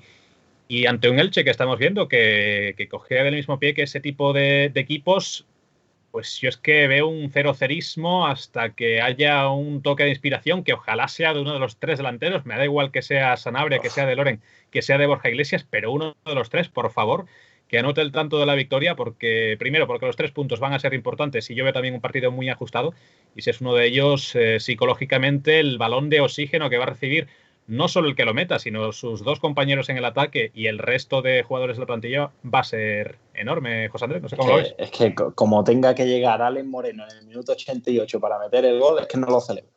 Bueno, no sí lo celebraría, pero no me quedo contento. Que no estuvo tan mal Alex Moreno y no se ha dicho, y yo creo que hay que decirlo, con los palos que le han caído a Alex Moreno, no desentonó ante el Atlético de Madrid. Los goles, de hecho, llegaron por la banda de Montoya, más bien. Sí, ha habido un par de partidos, el del Atlético de Madrid, y ahora mismo no recuerdo... Sí, el anterior, bueno, ante la Real Sociedad no desentonó dentro de que el equipo al final se acabó cayendo. El Valencia, ¿puede ser? Sí, claro, ante el Valencia pues tuvo muchas más facilidades. Contra el Valencia hizo un muy buen partido, porque claro, no tuvo que defender tanto, que es lo que a él no se le da de todo bien. Resulta ellos se hinchó en su banda. Cuando un jugador que es el que tienes por delante se hincha en su banda, pues el lateral zurdo, si es de proyección ofensiva como es Alex Moreno, también tiene caldo de cultivo bastante positivo para poder ofrecer sus mejores virtudes. Lo que pasa ya es que cuando llevas 7 partidos jugados de liga, 2 buenos y los demás malos. Bastante malos. Entonces, bueno, pues muy bien, has tenido 2 buenos, pero estos 5, ¿qué pasa con ellos? Pero bueno. Sí, evidentemente. Veremos a ver si sigue dando la confianza a Alex Moreno contra el Elche. Yo creo que sí. O le da más oportunidades a Miranda. No parece que sea el partido en el que señalar a Alex Moreno, aunque sí es cierto que hay que hacer cambios. Y en fin, pues también puede ser un soplo de aire fresco meter a un lateral como Miranda, que bueno, Pellegrini lo conocerá y lo verá en los entrenamientos día tras día y verá si está preparado. Pero en fin, que dentro de todo es noticia positiva, porque el Betis es un equipo que suele jugar mucho en defensa a tirar una línea clara de fuera de juego, y que estén conectados los 2 laterales es muy importante. Alex Moreno es el que solía salir en la foto del que rompía el fuera de juego por estar medio segundo más lento, y en estos últimos partidos al menos es algo que no hemos visto. En otros encuentros ha salido en la foto del gol, como ese de Oyarzábal, pero es que también era el lateral zurdo cubriendo al que había dejado el central libre para el remate. Por tanto, creo que también es digno de mencionar cuando las cosas se hacen más o menos bien, y en fin, que también tenemos que sacar conclusiones positivas para los próximos partidos, que como digo, como mínimo al 60-40% todavía soy optimista, el resto más que pesimista es receloso, porque nos ha dejado un poco fríos este último partido, sobre todo esa racha de 4 derrotas en 5 partidos y las 2 consecutivas sin además anotar gol que se han dado ante Real Sociedad y Atlético de Madrid. Así que bueno, llegamos con esto al final del programa, José Andrés, pero bueno, que el lunes que viene aquí estaremos nuevamente. Por supuesto, aquí estaremos un programa más, esperemos. No sé con qué cara apareceré el lunes que viene, pero esperemos, por favor, que con buena cara, porque para mí, como lo he dicho ya varias veces en esta Gradonda Bética, todo lo que no sea ganar al Elche es un problema bastante serio para el Betis. Así que si me veis con muy mala cara, ya sabéis cómo ha quedado el partido. No vale el empate siquiera, así que esperamos en este caso. Yo siempre digo al final del programa que no pido exactamente que el Betis gane siempre, porque no puede hacerlo, aunque evidentemente estaríamos mucho más contentos cada lunes a partir de las 10 de la noche aquí en Presos de tus 13 barras, pero en este caso empieza a ser imperativo por necesidades clasificatorias y por urgencias también, incluso en el plano psicológico, que sería muy importante de cara a los próximos meses. Nosotros, igualmente, aquí estaremos la próxima semana. Gracias por habernos acompañado durante todo este tiempo. Si has llegado hasta aquí, déjate el like, que no te cuesta nada y a nosotros nos va a ayudar mucho. Y nosotros, pues como siempre recuerdo, seguimos repasando la actualidad diariamente en ondabetica.es, así que pásate por ahí para estar informado sobre todo lo que acontece en torno al equipo de La Palmera. También tenemos cita este miércoles en Estilo Betis con Neo FM, con Alejandro González y su equipo a los mandos, y nosotros volvemos el próximo lunes para contar todo lo que ha pasado en ese encuentro ante el Elche, ojalá que con victoria, y para afrontar la previa nada más y nada menos que el siguiente partido liguero, que será en el Camp Nou ante el FC Barcelona. Hasta entonces, un abrazo enorme y mucho Betis. Adiós.